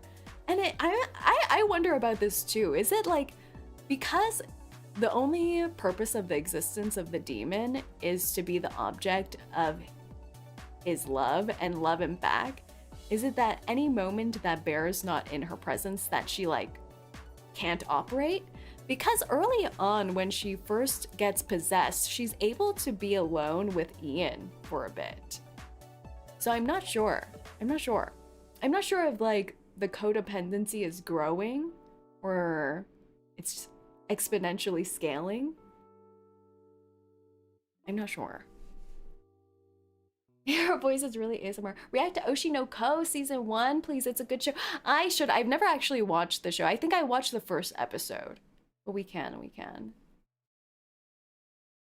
I thought this was her screaming to try to break through. Ah, nah, she was being flayed alive. I think the director and the actress who plays Nikki said they imagined that she was stuck in some kind of purgatory during the whole time, where she was just suffering and being tortured, and that she was aware or like semi-aware of what was happening to her body, but she couldn't control anything. So she was just pretty much in living hell. Yeah, so I think she was actually screaming from pain. Yeah. So, yes, moment 8, returning home. Suckery, because she goes to the bathroom to clean herself up and shower and all that. And while she's showering, Bear's like, you know, I'm gonna go out. I'm gonna go out to meet up with Ian. And then you hear silence in the washroom. And then Nikki, in an overly cheerful voice, is like, I'll come with you. And Bear's like, it's a boys' night. It's only boys. And I'm just so scared. I'm just so scared. And she makes up some excuse saying, oh, but Sarah was invited. Sarah invited me, so I can go too. And so they go to the party together. But what really pissed me off here was that he would even mention that he would even say, I'm going out on boys' night. Like, is he insane? You're going out to boys' night after you come home, seeing she hasn't moved for potentially 8-9 hours since you left for your shift. She's completely dependent on you. You come home, she's a mess. She's peed herself. She's thrown up. She has like boils on her skin, and you say you're going to leave her alone again for X amount of hours? Like, the lack of responsibility was killing me. I was like, oh my God, are you kidding me? You're leaving her? Huh? And he's like, yeah, Ian said if we were in a healthy relationship, we should spend time alone from each other. What are you saying? My favorite thing is that some execs tried to make Bear more likable, but the guy who made it said no, and I'm so happy he did that. So we have a despicable protagonist. The actor was amazing. Yes, I heard that rumor. I'm not sure how verified it is that the director who also wrote this was offered like $2 million from a big studio to give Bear a redemption arc and make him more likable in the end, and he turned it down. Yeah, if they redeemed him, I'd be like, Maybe he was trying to leave her in the shower so she'll clean herself. No, because I think once he leaves, she's just gonna de-animate again or potentially stalk him. Those are the only two options, really. None of those are good options. So that really pissed me off. And so we go back to Ian's party. Moment number 9 that pissed me off. This should just be like top 10 moments that pissed me off throughout the movie. Number 10. We're at the party. People are drinking, we're having a good time. We're like, maybe this will be fine. Maybe in the presence of more people, like quote unquote normal people, we're safer, you know, safe in numbers. If we're gonna perish from possessed Nikki, at least we perish together. So I'm like getting comfy again in my cinema chair after like spending a quarter of the movie with my hand over my face, just like that emoji peeking out between my fingers. I'm like relaxed again. I'm like, yeah, hell yeah. House party. She cleans herself up. She looks normal. She's not pulling this face anymore. I'll tell you that much. She's dressed party appropriately. Somehow she managed to clean off the potential like skin boils or whatever that were on her face too. I'm like, wow, she really cleans up nice. We're sitting around with our core quartet of friends from the music store. Bro, friend Ian, Sarah, the thwarted love interest of what could have been, possess Nikki, Freak Bear, and a few other friends who we aren't that aware of. They're just NPCs. Zarina, thank you for the raid. Thank you for the raid. Welcome in, Zarina. I hope you had a good stream. What were you guys doing over there? Look at this warm smile to welcome you. Do you like it? I hope you like it. Oh, you were playing Woowa! I should go back to Woowa. I would have to restart Woowa though. I didn't get that far in before my computer combusted when I tried to play Woowa. I hope you had an amazing Woowa sesh. Thank you so much for the raid. Welcome in, raiders. My name is Saerin. I'm a Hellhound Race Queen. And I'm just ranting today. I'm just on a ranting spree about the movie Obsession that I recently watched. If you haven't watched, there's tons of spoilers. If you don't like horror movies, I recommend that you never watch. Just don't watch. Ren, welcome in, welcome in. Never started playing Woowa. Woowa is fun. I played it only a little bit. That smile seems haunting. No, it's just like she's had braces before. It's just very even. It's a lovely smile. But yeah, the theme is why Baron sucks, who's the main character of the movie Obsession, and we're on to moment 9. The party. We're having a little house party. Things are chill. Things are good. We're no longer afraid because we have the power of drinking buddies. You see that guy in the back here? Drinking buddy number 1. Drinking buddy number 2. Our best drinking buddy right in the center here. There's the meme. Yeah, honestly, when she made this face, it was so funny too. I think at this point of the movie, because we were finally in a scene with more than just Nikki and Bear, I felt so relieved, like an overwhelming flush of relief, that I had to laugh at every single thing that could be minutely construed as funny at this point, just so that I could shake up my body and trick my body to have endorphins. So I was cackling in the movie theater when she did this. I was like, ha ha ha! I was slapping my father's arm, going like, ha ha! Is this the Hansel and Gretel part? Yes, yes. So at this house party, they're playing Truth and Dare Jenga. Truth and Dare Jenga, where you take a block out of some big Jenga things and you read the message on the bottom, and you have to do or say what the Jenga block tells you. So it's Nikki's turn first.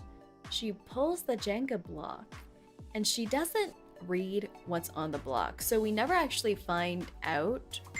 Oh my God, that scared me. Did you hear that? I never have my phone on anything but silent, but I unsilented it for that test phone call. And for a second I was like, oh my God, they're calling me. They're coming for me. They're coming for me, guys. Stop. Not when Nikki's giving me this face, please. Deep breaths. Deep breaths. Deep breaths.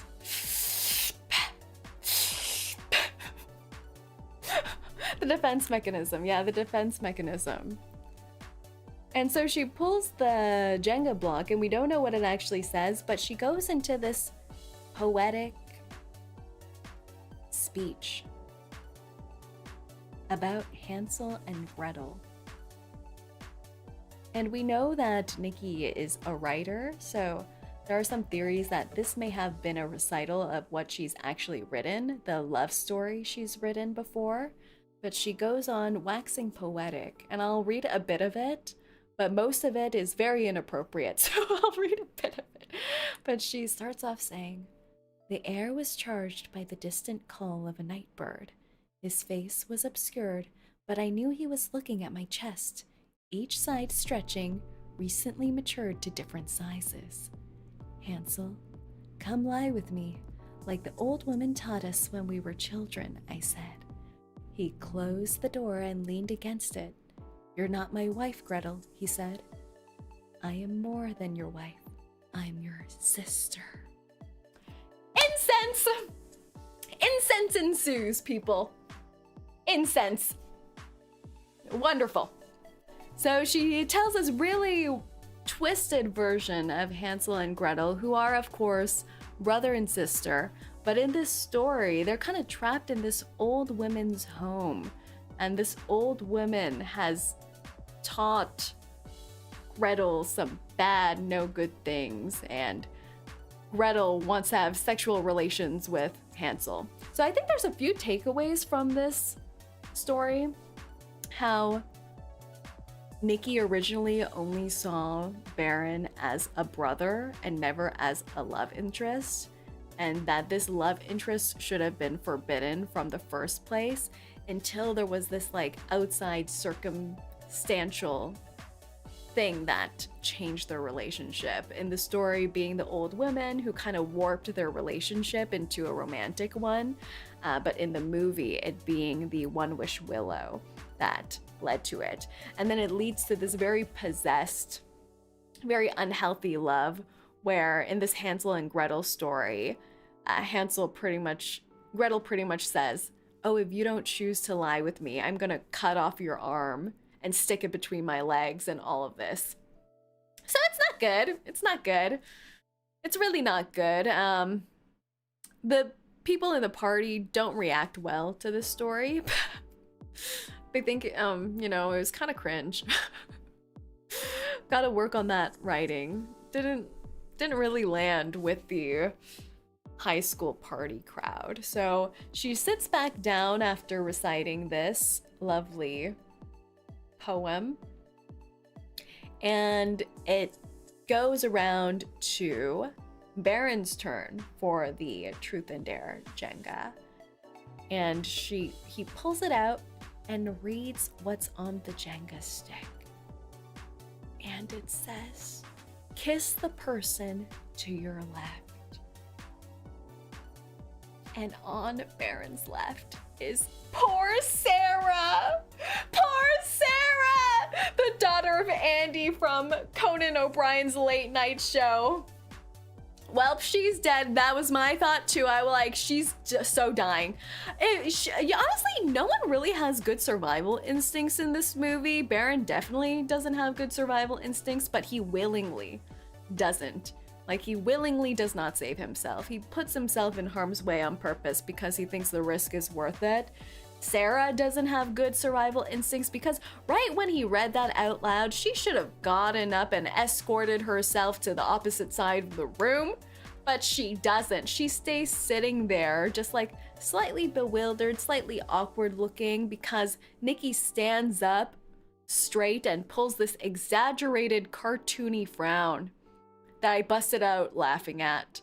And it really does feel like the demon inside of Nikki's body is trying to learn emotions, like that exaggerated smile and now this exaggerated frown. And it's actually funny, but also very frightening at the same time. So she does this cartoonish frown. Everyone's staring at her. And Nikki walks around the group, stands behind of Sarah, who has no survival instinct, I remind you, no survival instinct, and grabs both sides of her chair and forcibly drags Sarah away and leans on Baron's armrest so that she's now on the left side of Bear, and puckers up, and Baron kisses her. And I was like, wow, Sarah lives again. She must have really good luck. She survived another attack. She doesn't know an attack was coming, perhaps, but she survived again. And I'm like, wowzers, maybe they won't kill anyone. This is good. This is good. Here's a question. Do you think it's a lack of survival instincts, or do you think he's into it? Like, where the line? Because otherwise he's got the survival instincts of a dodo. I think it's more so that no matter what risks, especially in the beginning when she's just acting a little quirky, weird, that he's willing to take the risk because this might be the only chance to get with her. That's all he's thinking. This might be my only chance to get with Nikki. And it's kind of disgusting, especially during the first time when they're just chatting in the car right after the Willow Wish. He does suspect that she may have drank something or been on drugs or something, but he still goes for the kiss. All under the pretense of like, maybe this is like my only chance and this is this idyllic romantic moment with Nikki, all I've been wishing for. So I think he just doesn't care. He doesn't care and he thinks it's worth it kind of vibe. Selfish as heck. Yeah, he's selfish as heck. Selfish as heck. Yeah, so we survive another moment. Yay, hurrah. Survival. Sarah should really be celebrating. She should move out of state. I don't know, start a band. I think she looks like someone who could start a band and have a good life. But of course, that's not what happens. Because after the little kissy kiss, real Nikki awakens. And she's screaming. She pushes aside the table. She says, it's not me. Please, it's not me. And she's just yelling that on repeat. She's looking around anywhere on the table for something. She grabs a bottle, a vodka bottle, smashes it, and then smashes it into her face. She jabs the frickin' bottle into her face while continuing to yell, "It's not me." And then she goes back to happy Nikki and says, "Oh my God, I'm so sorry. It was just a joke. It was just a joke. I'm sorry. Come on, babe, it's just a joke." Meanwhile, she's bleeding from her face. She cut herself. And it really shows how the real Nikki is really fighting. Like, she thinks if she can destroy this demonic being and like inflict some kind of harm onto it, that she might be freed. And it's really sad. It's really sad. And all the while, guess what Baron's doing? He's just sitting in the cuck chair. Just watching with his little face. Pretty much unfazed, really. He doesn't think anything's weird. He's not jumping out of his seat trying to stop Nikki from hurting herself. He's not saying anything. He's just sitting there. Like, yeah, this was an expected side effect, and this is just unfortunate that it has shown in public. But this is just what it is. She must be in so much pain, yeah. She should go for Bear instead. So true, so true. Hated him so much, right? At this moment, I'm just like, This is what I was talking about in the beginning, like the bystander effect, the complacency. The way he just stands by and lets things happen as long as they're happening for his benefit. Like, he never really... It pisses me off even after this, because his friends are even going like, "Oh my gosh, help her, Bear." And he's just sitting there. And then he takes her to the emergency room, and I think she refuses treatment, and they end up not admitting her to the hospital. So she's just bleeding in the car. Just bleeding out all over the place. And he just has this face the whole time. Like, blind shield wipers on both sides of his face, and it pissed me off so bad. So they get home, and they're having an awkward chat at the table. Because, you know, she just stabbed herself in the face, and that was awkward. So I guess they have to talk about it. So they're at the dining table. And she says she's sorry. Happy Nikki's like, "Oh, I'm sorry I did that. I don't know why I did that." And Bear's like, you're scaring everyone and you hurt yourself. Look at your face. And Nikki's just like, I don't know why I did that. I was just nervous and Sarah and all of that. And Bear says, do you like me? And Nikki says, what do you mean? I love you. And Bear's like, no, like, do you even like me? Does Nikki like me?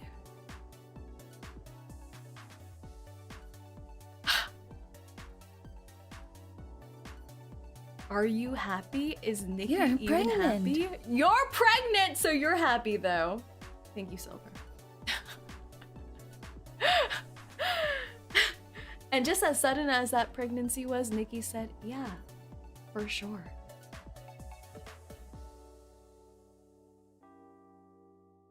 And she says, I'm your freaky Nikki.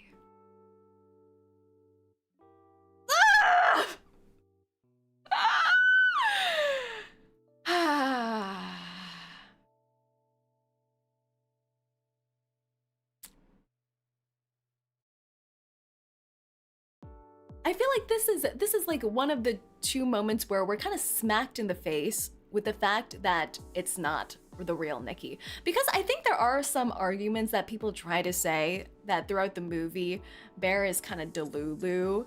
He's not accepting the fact that it's not actually Nikki, and he has like some form of plausible deniability. But with the phone call and the phone operator showing him what real Nikki is up about, and not anything good. And then this scene where he openly asks, does Nikki like me? Is Nikki even happy? Like openly just admitting that they're two separate entities just absolutely fries me.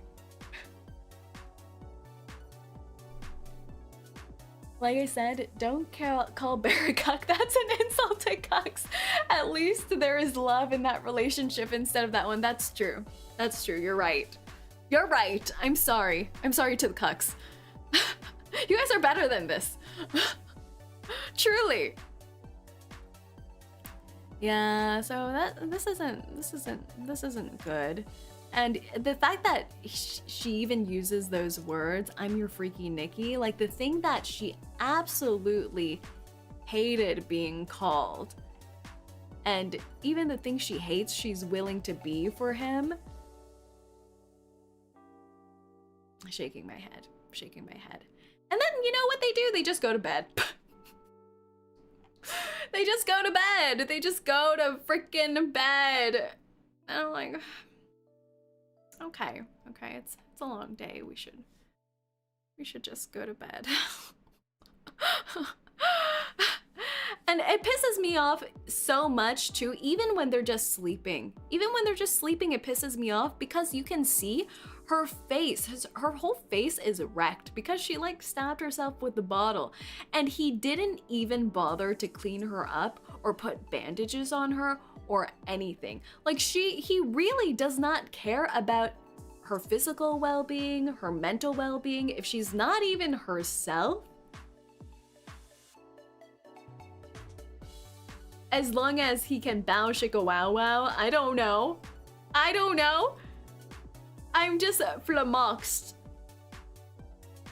At least put a band-aid on her. I'm like, And each time Nikki just cleans up herself, he doesn't help. She's just an object to him. Yeah, not even a beloved object. Like, you've all had those beloved objects when you were a child, like a stuffed animal, a figurine, a poster even, that you would really take care of. And if a portion like broke off, you would be devastated. He's not even that level of objectly loving something. Like, she's just being used, and any placeholder will do, really, as long as it's Nikki shaped. And I'm like, it gets worse, guys. It gets worse. Nikkei collection, yeah, exactly. If my Nikkei figurine was broken, I would bring it to some tech, get some Gorilla Glue on there. But yeah, it gets worse. I think at some point, I don't know if it's in this scene, but he threatens to leave. He's like, yeah, if we were healthy, we should be able to stay apart. I'm gonna stay at someone else's apartment or something like that. And then she, in a very poetic way, in the shadows, threatens to kill herself if he leaves. So instead, he's like, damn, son, I guess I'm stuck here. And then they go to bed. And it gets worse because in the middle of the night, Baron gets some text messages. And we're on to moment 10. We're on moment 10 that I hate, which I labeled as midnight text messages, which sounds very saucy, but is actually horrific. Because in moment 10 of moments that piss me off about Baron, he gets some midnight text messages. Also, I think around 3 a.m., the witching hour. Who the hell texts you at 3 a.m.? And it's from Sarah. It's from Sarah. Sarah, why? Why'd you do this? You could have had maybe not a bright future, but a future. But Sarah texts messages, and I'm like, is she signing her own will? I don't know. She's like, how are things? Everyone good? Is you know, is Nikki good? And Bear's like, yeah, she's okay. She's sleeping now. I'm like, she's okay? She's okay? Okay. And Sarah's like, how are you? I'm like, you're asking him how he's doing? He's living in the life, apparently, in his POV. And Bear's like, pretty good. We worked things out. I'm like, what are you talking about? What are you talking about? I'm so flummoxed at this point. He really is living his best life, apparently. And Sarah says, I need to tell you something, multiple things. I'm at the park. Come meet me there. And Bear's like, can't you just text it to me? And she's like, no, we have to meet in person. So Bear starts sneaking out of the bed, creeping out on his way to meet Sarah.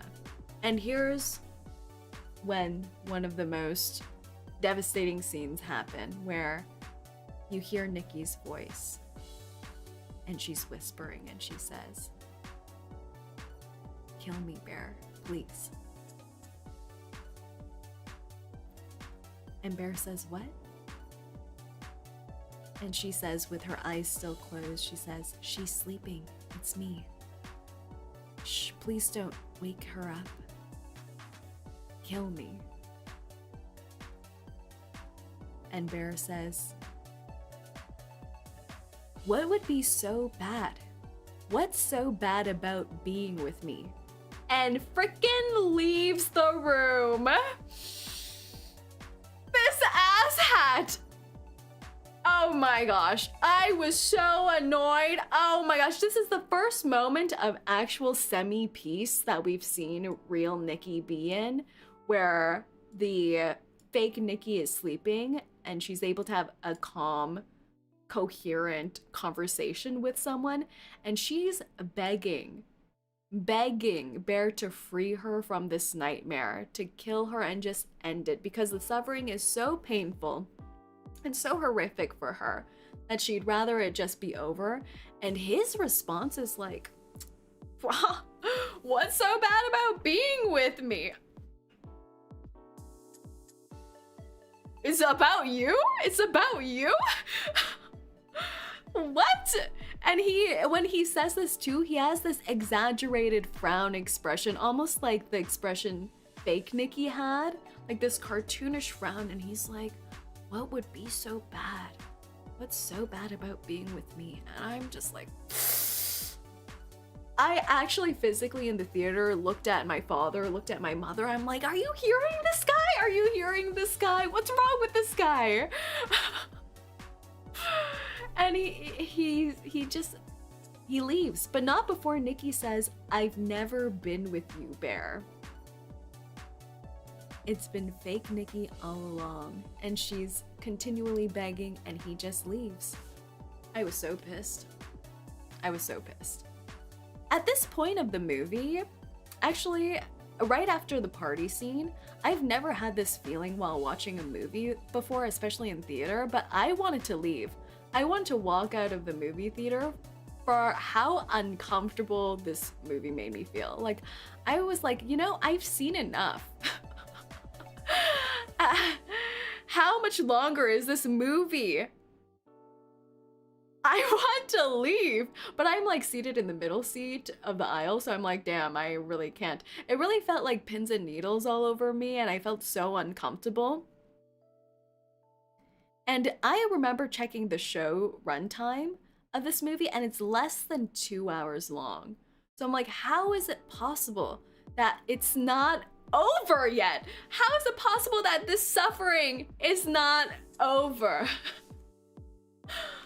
I love how much this movie makes me uncomfortable, and love how they make the protag so unlikable. Yeah, it was horrific.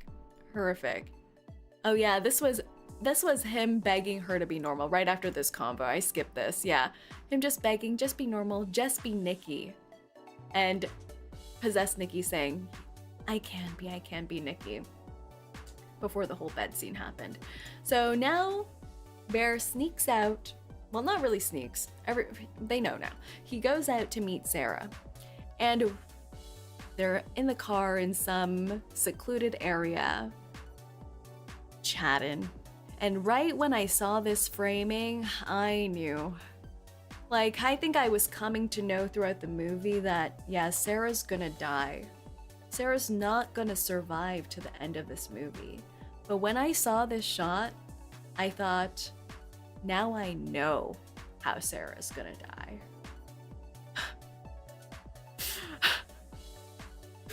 We knew she was gonna go, but now we know how she's going to go. Because this framing with that big ass window behind her, I just knew that Nikki was gonna pop up somehow, some way.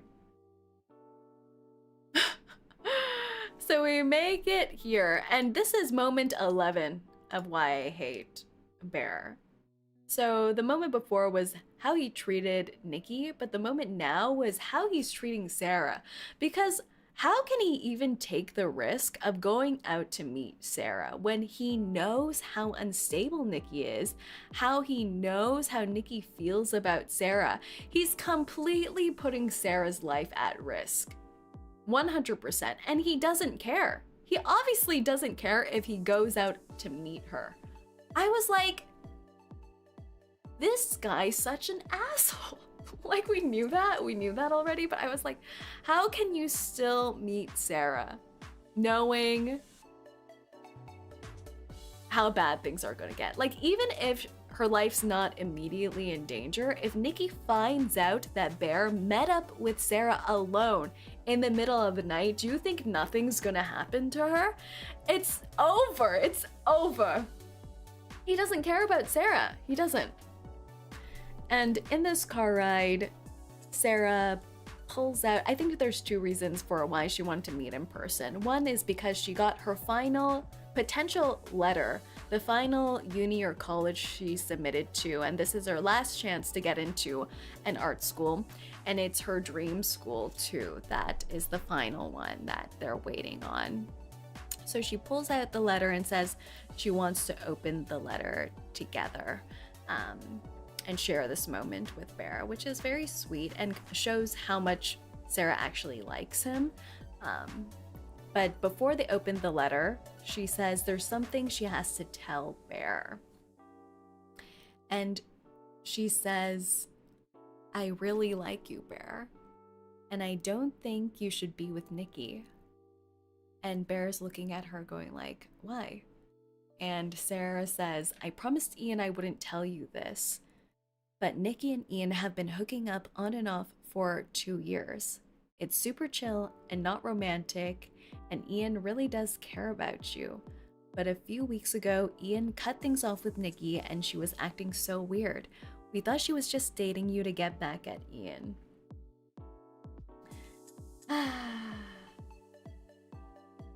And this puts a lot of things in perspective that maybe we'll talk about later, but she drops that bombshell, but really none of that matters because now Nikki is stuck with Ian, with Bear anyway, so none of that really hits Bear, I don't think.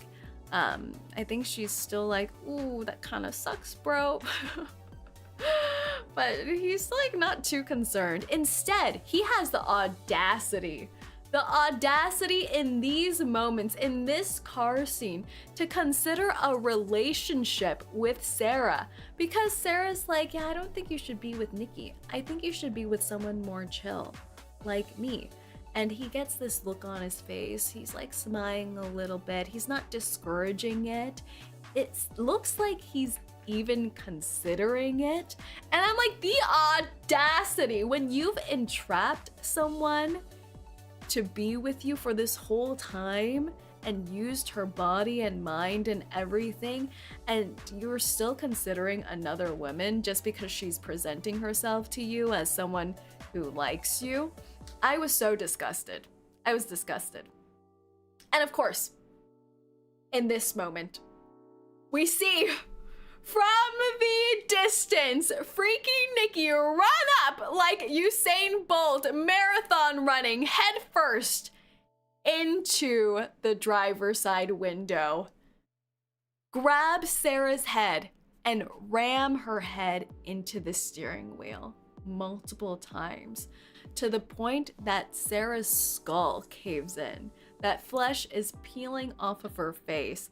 I think I've been told that her eyeball even pops out. I couldn't tell you because I closed my eyes at that point. And it's just flesh. It's just flesh. And I knew it was coming, so I preemptively squinted my eyeballs, and at that initial impact, I'm like, nope, nope, I'm peacing out. And there goes Sarah. There goes. Why did you describe it? I just... and there's splatters just all over Bear, and Bear's in shock. He's just staring, and Nikki says in her kid-friendly voice, I'm sorry you had to see that, but it's kind of your fault. And I agree. You see, even Demon Nikki knows it's his fault. I agree, it's his fault, snaps. Acknowledge it's his fault. Snap, snap, snap. And blood's just running everywhere, and Nikki continues, you wanted this, but I'm so glad you did. I'm so glad you did, baby. Thank you. And Bear's like, no, no. And Nikki's like, no, it's okay. It's okay. I'm so glad you did this, baby. I'm so happy I'm yours. It's okay, baby. And she's just consoling him like he's a toddler. He's like, it's okay. That's all that matters. We need each other. Sarah's fine. I know, baby. I'm sorry. And you know what? I'm going to help you. Yeah, I'm gonna get rid of her, but I need your help. We can fix this. But we have to get rid of her body first. I think she has a line here that's not actually in the script, but she says, you wished for this. And so, together, like a loving couple, they dispose Sarah's body. And for the first time, well, I believe they're in some kind of workshop or some back storage or something where they're disposing of her body. For the first time, Nikki's like, oh, you should go home. I can handle the rest. The first time that Nikki has ever wanted any personal space from Bear. And it's to be alone with Sarah's body, which, warning bells, red alert, red alert, red alert, red alert, red alert. But Bear leaves. Bear leaves after aiding and abetting in Sarah's body disposal. Once again, avoiding consequences, by the way. He doesn't finish the job with Nikki. he's like, yeah, Nikki's gonna take care of it. So I'm gonna like avoid consequences. Helped a little bit in disposing bodies since I don't want to go to jail or anything, but like I don't want to do the real dirty work, so I'm just gonna leave. And then he goes to the woo-woo store. I've just been calling it the woo-woo store the whole time. He goes to the woo-woo store where he initially bought the One Wish Willow. And there's a man in front of the desk now, and he's like trying to find another one of the One Wish Willow. And he's like, where is it? They were here before. They were here a few days ago, the One Wish Willows. And then the man behind the counter is like, yeah, they're right here, brother. They're right here. So he buys the last 2 remaining One Wish Willows. And he's like, yeah, real bad things have happened. And, yeah, the store clerk's like, there is one way you can have someone else make a wish that will cancel out your wish. But remember, it has to be someone who's never made a wish before, because each person only gets 1 wish on the One Wish Willow. So he tries himself first to do it, and he can't break it because he already used his wish. So he goes to his bro friend Ian, covered in blood, mind you, in a state of panic. Did you notice the jingle was different? Yes, when he tried it, the jingle was different because it wouldn't work. Yeah, that was a good detail. So he goes to his bro friend Ian's home, covered in blood, in hysterics, waving the One Wish Willow and says, I need your help, brother. I need your help. And, you know, Ian's not very helpful. Ian's not helpful at all, honestly. Ian's just like, hey, what's up? I texted you a gazillion times, my brother. And then Bear's trying to explain the whole situation to him. He's like, okay, you know how Nikki started liking me and acting weird? And Ian's like, yeah. And Bear's like, well, it's because I made a wish. I broke this piece of wood, and at first I was confused, but it was real. It was real. You can make a wish. You can make 1 wish and it's real and it'll work. I wish Nikki loved me and I didn't think it was real, but it worked. But now she's acting insane. Like, think about how drastically she changed. And Ian's like, what did you do? Take her to a hypnotist, a psychic? And then Bear's like, no, it was this freaking stick. It's the freaking magic stick. So Ian grabs the stick from Bear's hand, and you know what he does? He waves it around all willy-nilly and goes like, this freaking stick. And Bear's like, yes, but be careful. You only get 1 chance. Be careful. I just need you to wish that I never made a wish and you can be with Nikki. And Ian's like, is that what this is about? Me being with Nikki? I don't care about Nikki. And then he freaking breaks the wish and wishes for $1 billion.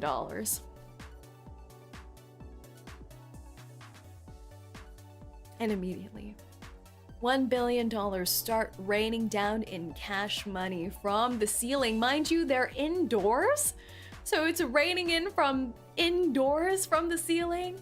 And it's like, hell yeah, motherfucker, let's go to Vegas.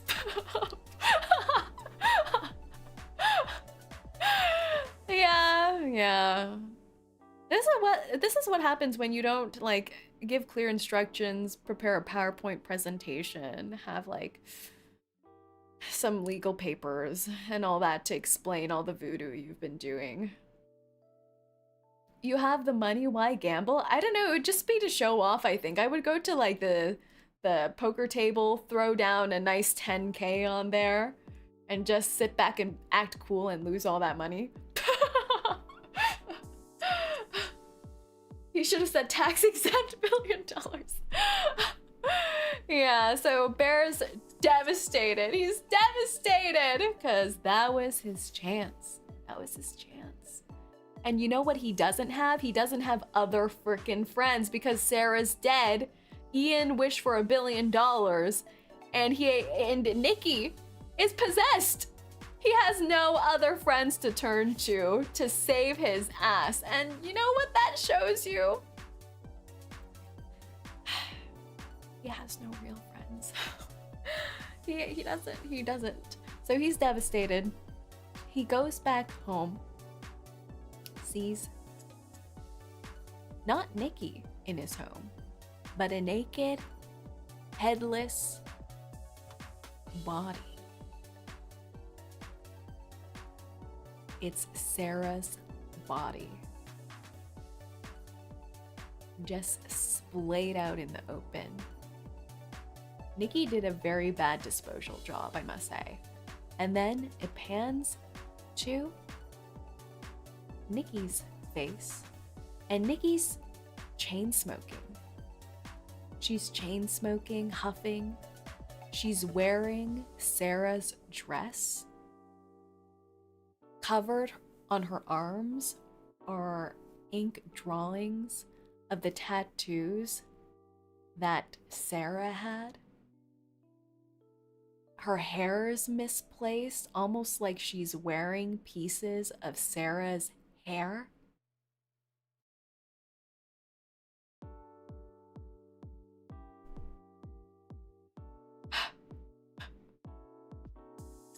She's taken on all of Sarah's characteristic traits because now she thinks Bear liked Sarah.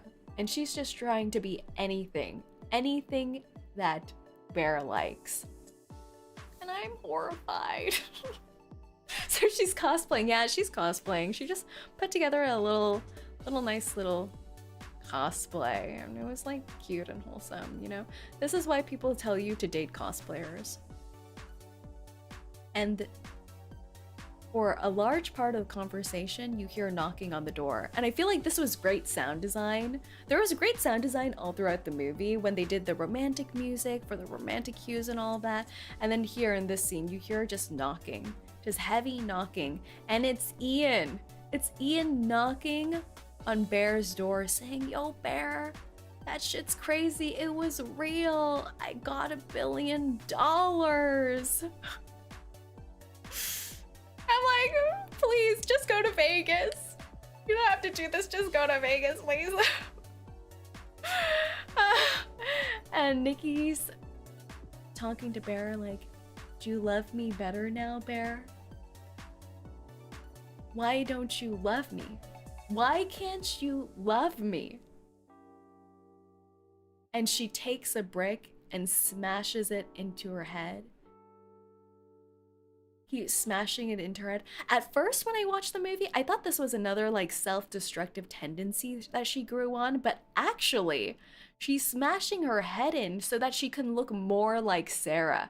Like how Sarah looked when Nikki smashed her head into the steering wheel. As she's yelling at Bear, "Do you love me more now? Why can't you love me?" Isn't that crazy? That's even crazier. And Bear's like, "Stop, Nikki, you have to stop. You don't love me." And Nikki's like rushing towards Bear. And then Ian finally gets the front door open, the bro friend. And Nikki has a gun and shoots him immediately upon entering. I must admit, I also did not see this part. Because I also had my eyes closed. My eyes were like pretty closed by now. I was just squinting as she was pummeling her head in. I was like, oh, I don't really need this in my life. And then I heard the gunshot. I'm like, damn, bro friend's gone. Bro friend is gone.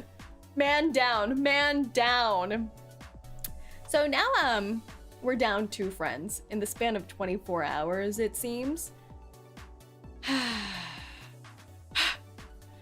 And this gun was kind of alluded to earlier in the movie too, when they had the bar scene and they were like, did you know Andy from Conan O'Brien keeps a gun in his safe? So it seems like Nikki got her hand on that gun and she now threatens to shoot herself. So it's like a hostage situation, a reverse hostage situation. I'll shoot myself and things like that. And so Bear desperately says, I love you, Nikki. I love you.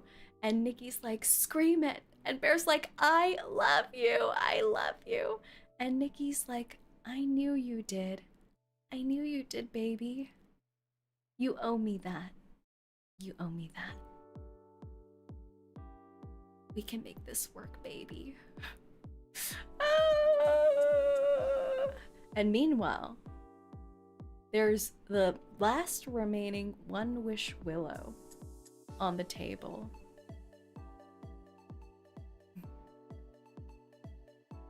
And Bear goes to the bathroom saying he wants to take a shower. And this is moment whatever. What moment am I on? Moment gajillion of why I hate Bear. He goes into the bathroom alone. Nikki's hammering the door, asking to be let in. Bear opens the medicine cabinet, the same medicine cabinet and the same medicine that his cat died from. Oh, actually first he tries to shoot himself. Yeah, he takes that gun, he puts it in his mouth to try to shoot himself, but then he puts the gun down because that's too much, you know? He's like, that's too much, I don't want to go that way. That's like, it's a little... And I feel like this is a stereotype about what people say about women too, how women usually die from pills or something like that when they commit because it's less gruesome and it's more, I don't know, I think there's what do you call it? Like a perception that taking pills is more cowardly. So he puts down the gun, opens up the medicine cabinet, takes the pills, but he can't even do that right. His final act of trying to fix things, his first real act of courage, really, and he can't even do that right because you know what he does immediately after taking the pills? He sticks fingers down his throat and tries to cough it up. But right in that moment, you hear from the other room the sound of the One Wish Willow and the crack of the final One Wish Willow. And suddenly, he stops trying to vomit out the medicine and exits the bathroom. And we see these two faces. Look at these lovebirds. Because there's only one freaking wish possessed Nikki would have wished for. And it would have been the same wish that Bear wished for. I wish Bear loved me more than anything in the fucking world.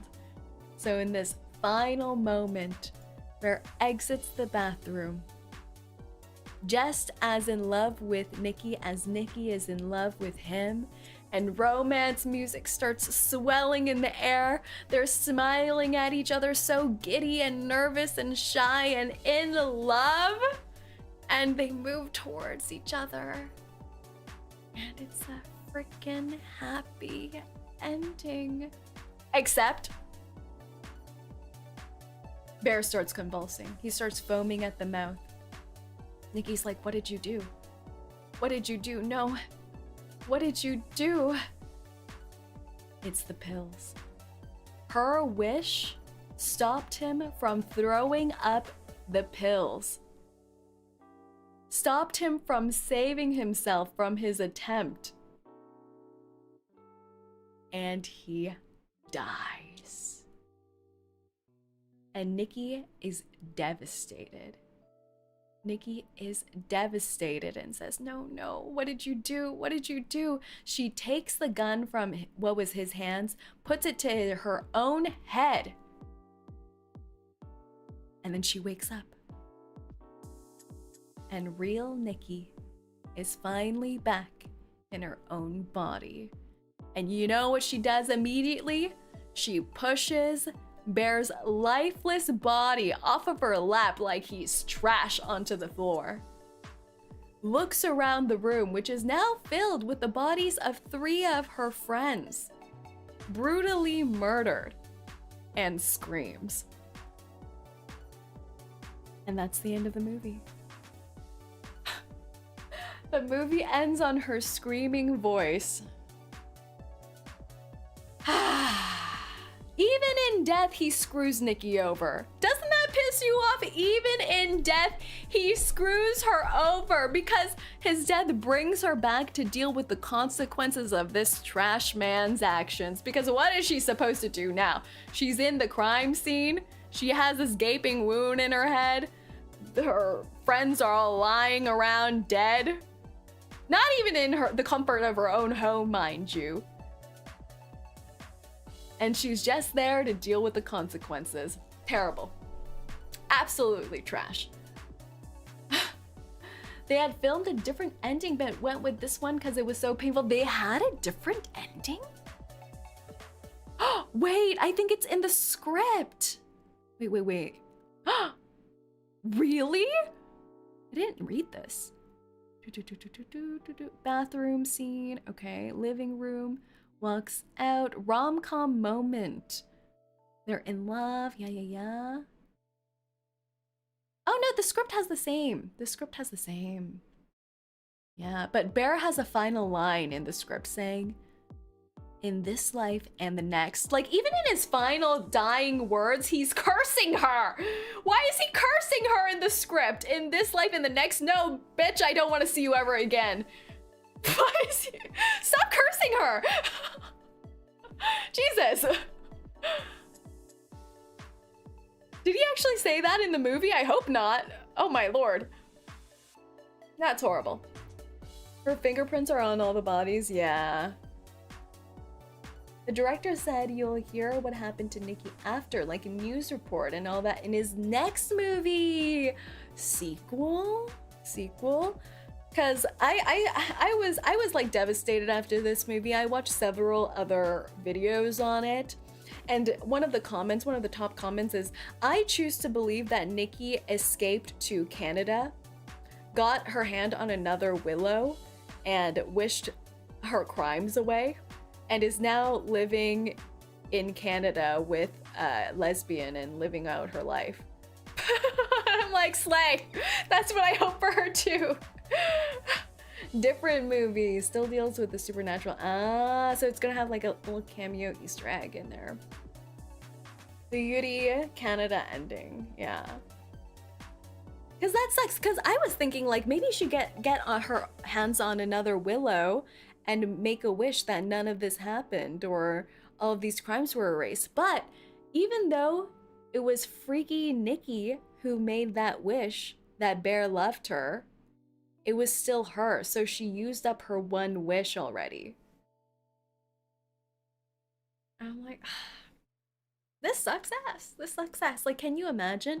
Not only does she have to deal with all these dead bodies hanging around, but Sarah's father is gonna blame her, thinking like, oh my god, Nikki was just a psychopath this whole time and just killed her whole friend group. And oh yes, oh yeah, I forgot. Sarah got into that uni. That really destroyed me. Because Bear, after Sarah's been killed and they've disposed of her body, he opens that bloody letter and it says, congratulations, you were accepted. And she was accepted into her dream school. Joke's on you, she was a psycho and this was her coping mechanism. That would be insane. And now there's just $1 billion sitting in Ian's home too. Also, I wanted to make another side rant after this whole like why Bear sucks rant. But all of his friends suck. Oh, actually, I don't think there's a single character in this movie I liked, except for Sarah's father. They're all so unlikable. And I mentioned this when I was ranting to my friend too, and he was like, what about Sarah? I'm like, I don't even like Sarah. Because what's up with Sarah? Why does she like this person? I don't like her just on the basis that she has horrible taste. She just has trash taste. I can't bring myself to like someone like that, okay? First, Sarah's crimes. Bad taste in men. Terrible. And why is she asking this boy to meet her in the middle of the night at 3 a.m.? No nighttime danger, huh? Terrible sense of self-preservation on her front as well. Ian, obviously, Also trash. After that revelation that Ian was banging with Nikki for the past 2 years, it brings a lot of his past actions to light of why he was dissuading Bear from pursuing her. Like from the first opening scene, he was like, yeah, don't confess to Nikki, don't ruin trivia night, call her freaky Nikki. He was totally just ruining his chances and always trying to circumvent those chances because he liked Nikki. Also, that final scene with Ian and Bear where he was hoping that he would fix the wish. Like, you see your bro come in covered in blood, in distress, and Ian doesn't even bother to really hear him out. He's not really listening until the moment Bear mentions you can be with Nikki finally, and then he's like, oh, is that what this is all about? He only clicked in once Nikki was mentioned. He's not a real friend. He's like sabotaging and does not care. Then, who else is there? There's Nikki. Is Nikki even a friend in the beginning? No, because they know nothing about each other. She treats him like she would treat anyone else. They're practically just co-workers. None of them are friends. None of them are friends. I think I saw this somewhere where it's like mistaking proximity for friendship. Like just because you spend a lot of time in the proximity of some other person, day in and day out, doesn't mean you're actually friends. And in their case, yeah, they have time at work together, they have a trivia night, but they're not actually friends. I think that it really adds into Bear's character too, like how he's so lonely. Nikki's biggest flaw was not drawing the line early, but there was no line to even draw. There was actually zero line. There was nothing to draw. There was absolutely nothing. Like, it's not like Bear expressed his interest in her and then she would say, oh, I'm not interested in you back or whatever. There was nothing, absolutely nothing. This is also why a lot of the discussion regarding this film, Obsession, is about like the problem of quote unquote nice guys. Like, he seems so meek and shy and just maybe socially awkward, maybe a little lonely. And I think we're trained by media and the stories to root for these kind of people, like the underdog story. And there's this perception that these type of people are completely harmless and we should root for them. And they're kind of like wallflowers. But instead here, it kind of twists that perception into how the nice guy or the shy guy or the quiet guy can be the most dangerous one, because they're the ones who just stand by. They're the ones who just watch as things happen. They can be the ones who have like this huge emotional cowardice and are needy but don't want to take risks. Horrible, horrible. I think the director of this movie did mention that this movie isn't just about Nikki's obsession with Bear, but how two people, when they're obsessed with each other, what happens there. Which is interesting, because Bear is obsessed with her from the get-go, and then Nikki gets obsessed with him because of this kind of curse. Yeah, honestly, I even feel bad for Curse Nikki, because like, what did Curse Nikki do to deserve all this? She just like apparated into being because Bear did this to her. I feel bad for a real Nikki and Curse Nikki. Like, can you imagine? Poor Curse Nikki. Bear was more obsessed. Yeah, Bear was arguably more obsessed, but he never actually cared about her, which really sucks. I think at some point in the movie, Nikki's like, yeah, you love me, but I don't feel like you love me as much as I love you. Yeah. I wonder what happened is that Bear fell in love with Nikki fast but didn't become her friend. He fell in love with the idea of her. Yeah, exactly. It's just an idea of her. Like, especially in the beginning of the movie, you can really see how he sees everything she does with like rose-tinted glasses, even though what she's doing is very normal. How she's acting in the front group is completely ordinary. But he's just like, sha-la-la-la-la-la-la. Meanwhile, Sarah, who actually likes him and pays attention to him and cares about his dead cat in the beginning of the movie, he doesn't see. Feel bad for the demon possessing Nikki. They had to deal with Bear, right? Right? Horrible. Also, I feel like the names of the characters are so interesting. Like the main character is called Baron, which I think is supposed to symbolize like how empty his life is, right? How barren it is, how lonely, how he doesn't have anything truly. And then the nickname being Bear, with the whole common saying, bear the man, rather be with the bear.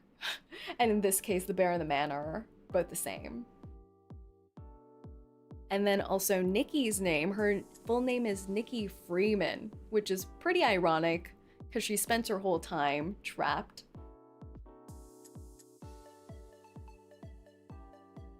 I still think it's the cat. Cat's intelligence is that of a 3-year-old, and everything she did was cat-like, and how a cat would act not understanding emotions.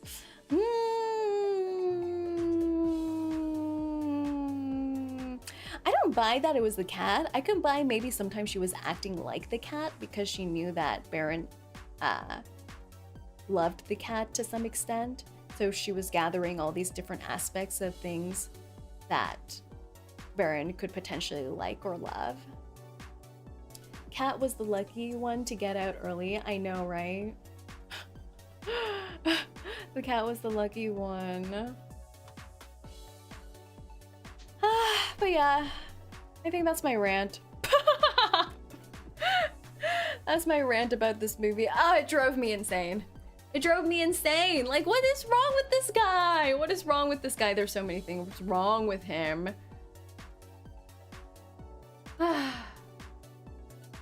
Stellar rant, thank you. I do like the touch with the names because I think whenever you're in like you're doing any kind of writing, people are always like, the important thing about your characters first comes from their name. Their names have to have meaning. So that was a nice touch. Poor Nikki Freeman. Oh, Nikki Freeman. Oh.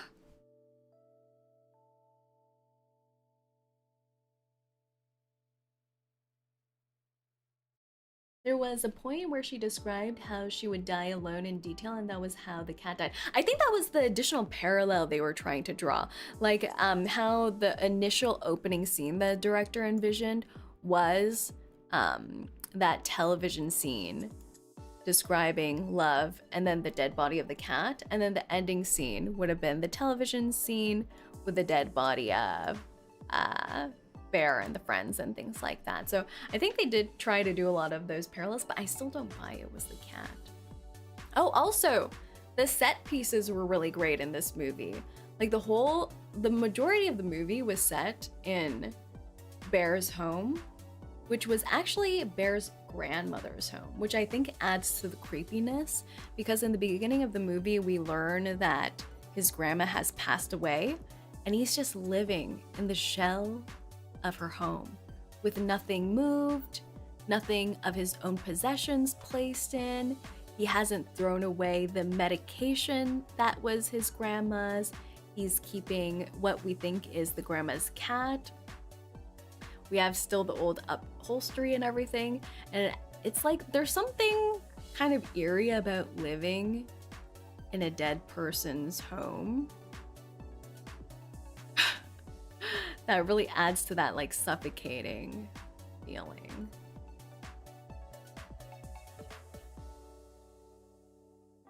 I mean, I live in my great grandmother's home with my grandfather. Yeah, that in itself is not the weird thing, but it's like how nothing has changed, how nothing has moved, how like the trash of that person is still there. Like usually if someone passes, you would rearrange some of their belongings, maybe pack some things into boxes, maybe throw out a few things that aren't sentimental, but like nothing has moved. It's like he's stuck in that time. Amazing direction of the movie. So glad all these non-Hollywood movies are kicking ass at the box office. Yeah. And it's an original movie. Isn't that crazy? We're getting original movies in the year of our Lord. not sequels or like book adaptations or live action remakes. And I don't know too much about this director, but I believe he was a YouTuber. Like, he would do comedy sketches on YouTube. And before this movie Obsession, he only had one short film.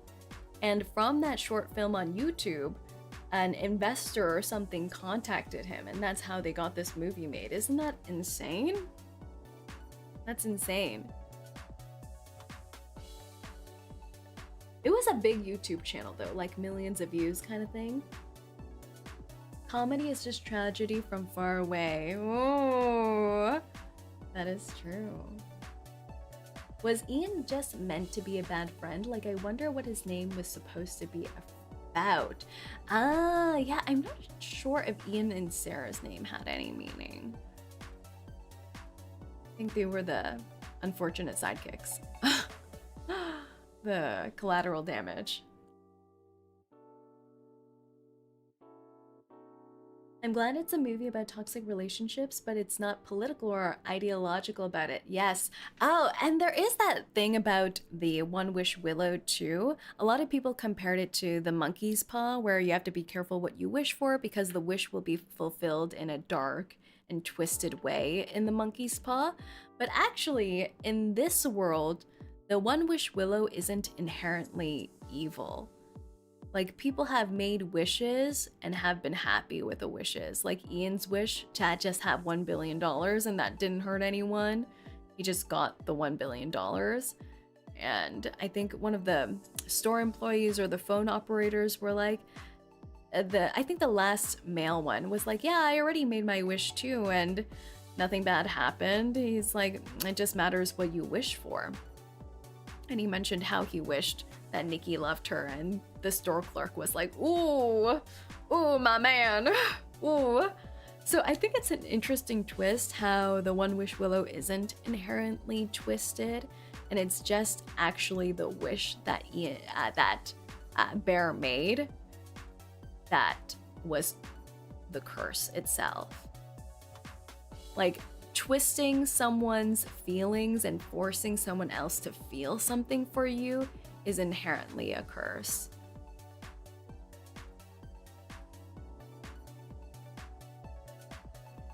Me about to wish for all my family's bills to always be paid without me paying them. That would be nice. The shop owner guy was able to get a good wish. Yeah. I actually, because after this movie, after I exited, I was like kind of devastated. I was like messaging my friends like, have you watched this movie? Have you watched this movie? Am I just like too woke now? Because all I could think about while watching this movie was this guy is trash. And my friends were like, nah, he was total trash. and then my friend was like, oh, there's a fan theory that actually the store clerks from both the opening of the movie and the ending of the movie are the same person. So that bored lady clerk at the beginning, who is like complaining about boys and like things like that on the phone, is the same person as the ending male clerk. And her one wish was to become a man. And at the end, the male clerk is a lot happier with his life. So that's one of the fan theories, which I think is kind of cute. I think someone posted that theory on the internet too, and I think a male actor, I believe, said, oh, I like that idea. So I think that's a really cute thing. It's a cute thought.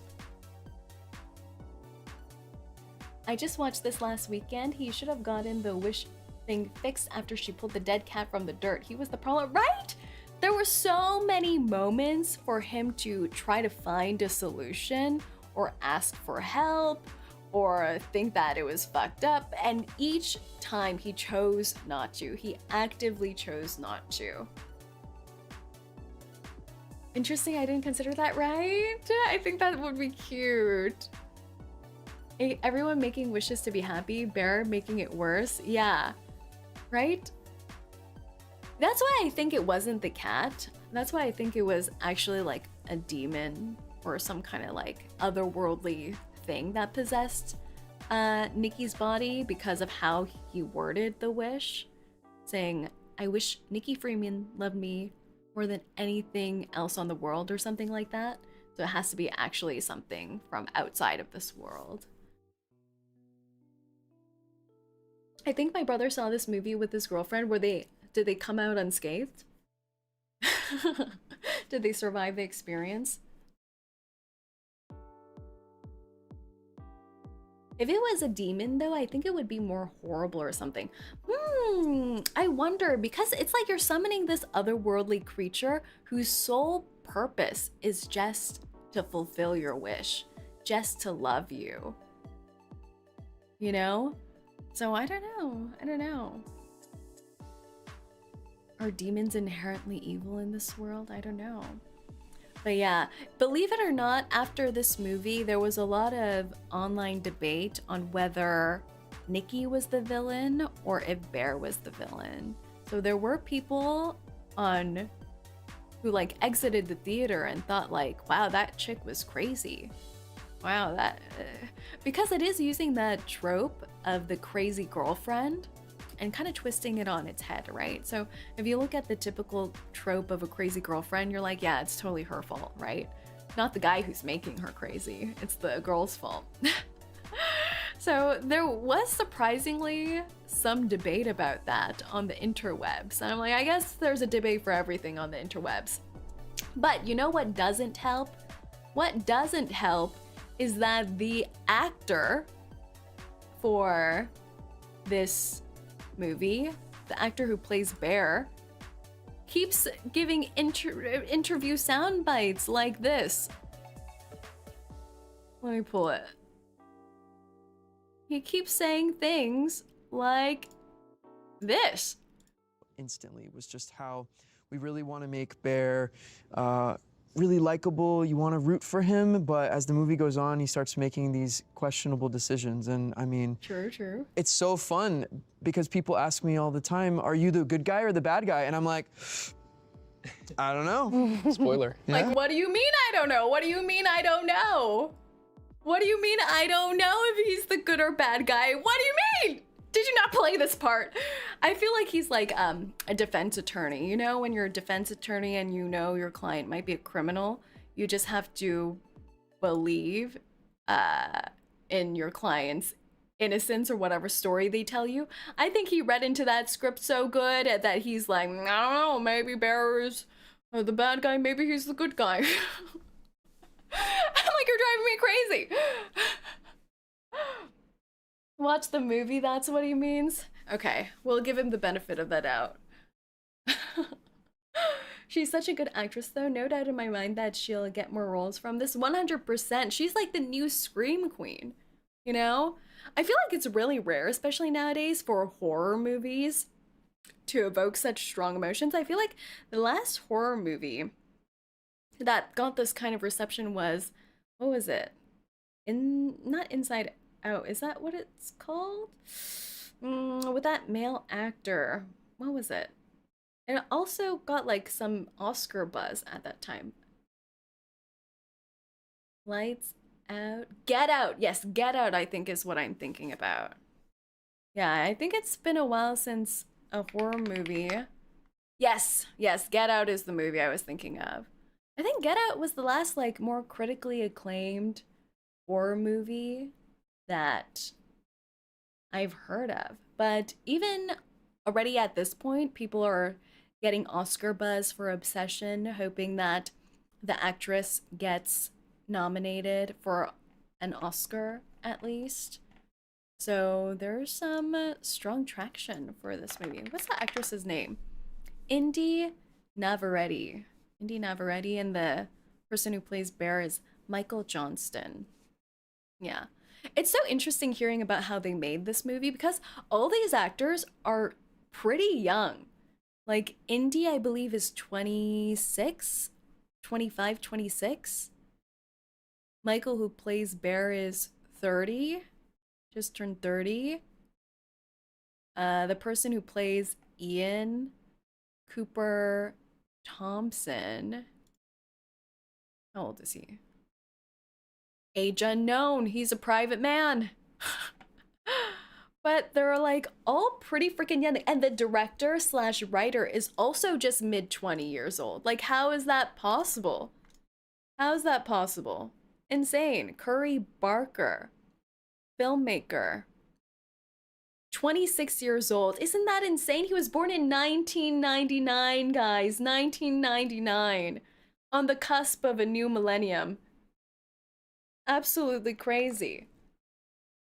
And I think actually the actor for Bear and the actor for Ian are roommates. They were roommates. They're roommates. It really does feel like those small budget indie film kind of productions where you cast your friends and you cast your friends' friends and things like that. And they were roommates. The guy who made the Backrooms made the videos on YouTube at 16, and 4 years later he made the Backroom movies. Good for him. That's insane. That's amazing. Good filmmaking is coming back. Yay. But yeah, even afterwards, I couldn't look at Indy's face, the actress. I was like, God, every time she smiles and laughs, it horrifies me to the core. But I'm happy to see Sarah well. And Un's face smushed. That's good. That's some good stuff. All right, I don't think I have anything else to rant about. Hopefully this got this movie completely out of my system so I don't have nightmares about it anymore, because I couldn't sleep well for 2 days straight. And so I had to take like a 3-hour nap yesterday when the sun was still out and I felt safe in the world. That did wonders for me. I felt warm, finally.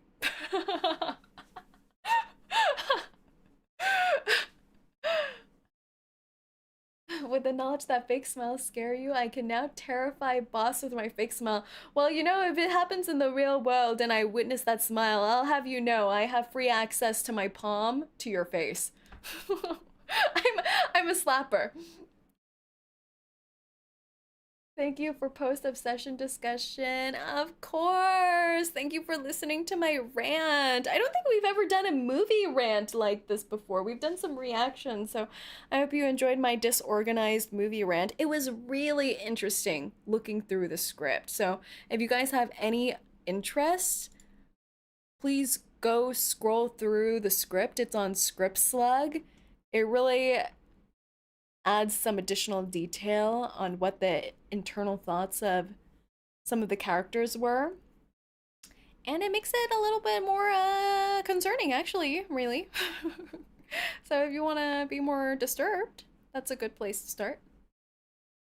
But yes, thank you guys so much for coming on over. We have another stream tomorrow where we're watching kind of the opposite of what we were discussing today. We're going to be watching Skibidi Toilet Multiverse Part 2. We had Part 1 where we watched episode 1 to 30 last week, and we're gonna watch episode 31 to the end tomorrow. So come stop by if you'd like to. What a 360, right? I have to get both out of my system. We're going from indie horror to toilet action. Both with YouTube creators though, so that's the connecting root of it all. Yes, but thank you guys so much for coming on over. If you haven't watched Obsession yet, well, I spoiled the whole movie for you already, so it'll be less scary when you watch it. Go ahead, watch it. Don't pursue girls who don't like you. Don't pursue boys who don't like you. Don't make weird wishes, hopefully. If you ever have to try out a wish first, wish for $1 billion as your first wish. That's all I've got to say. And test out that phone number in case it was just me who couldn't get through. If you can get through, I wish you well. Survive until next time. I'll see you guys tomorrow. Otsound! Otsu! Otsu! Otsu! Otsound! Ow!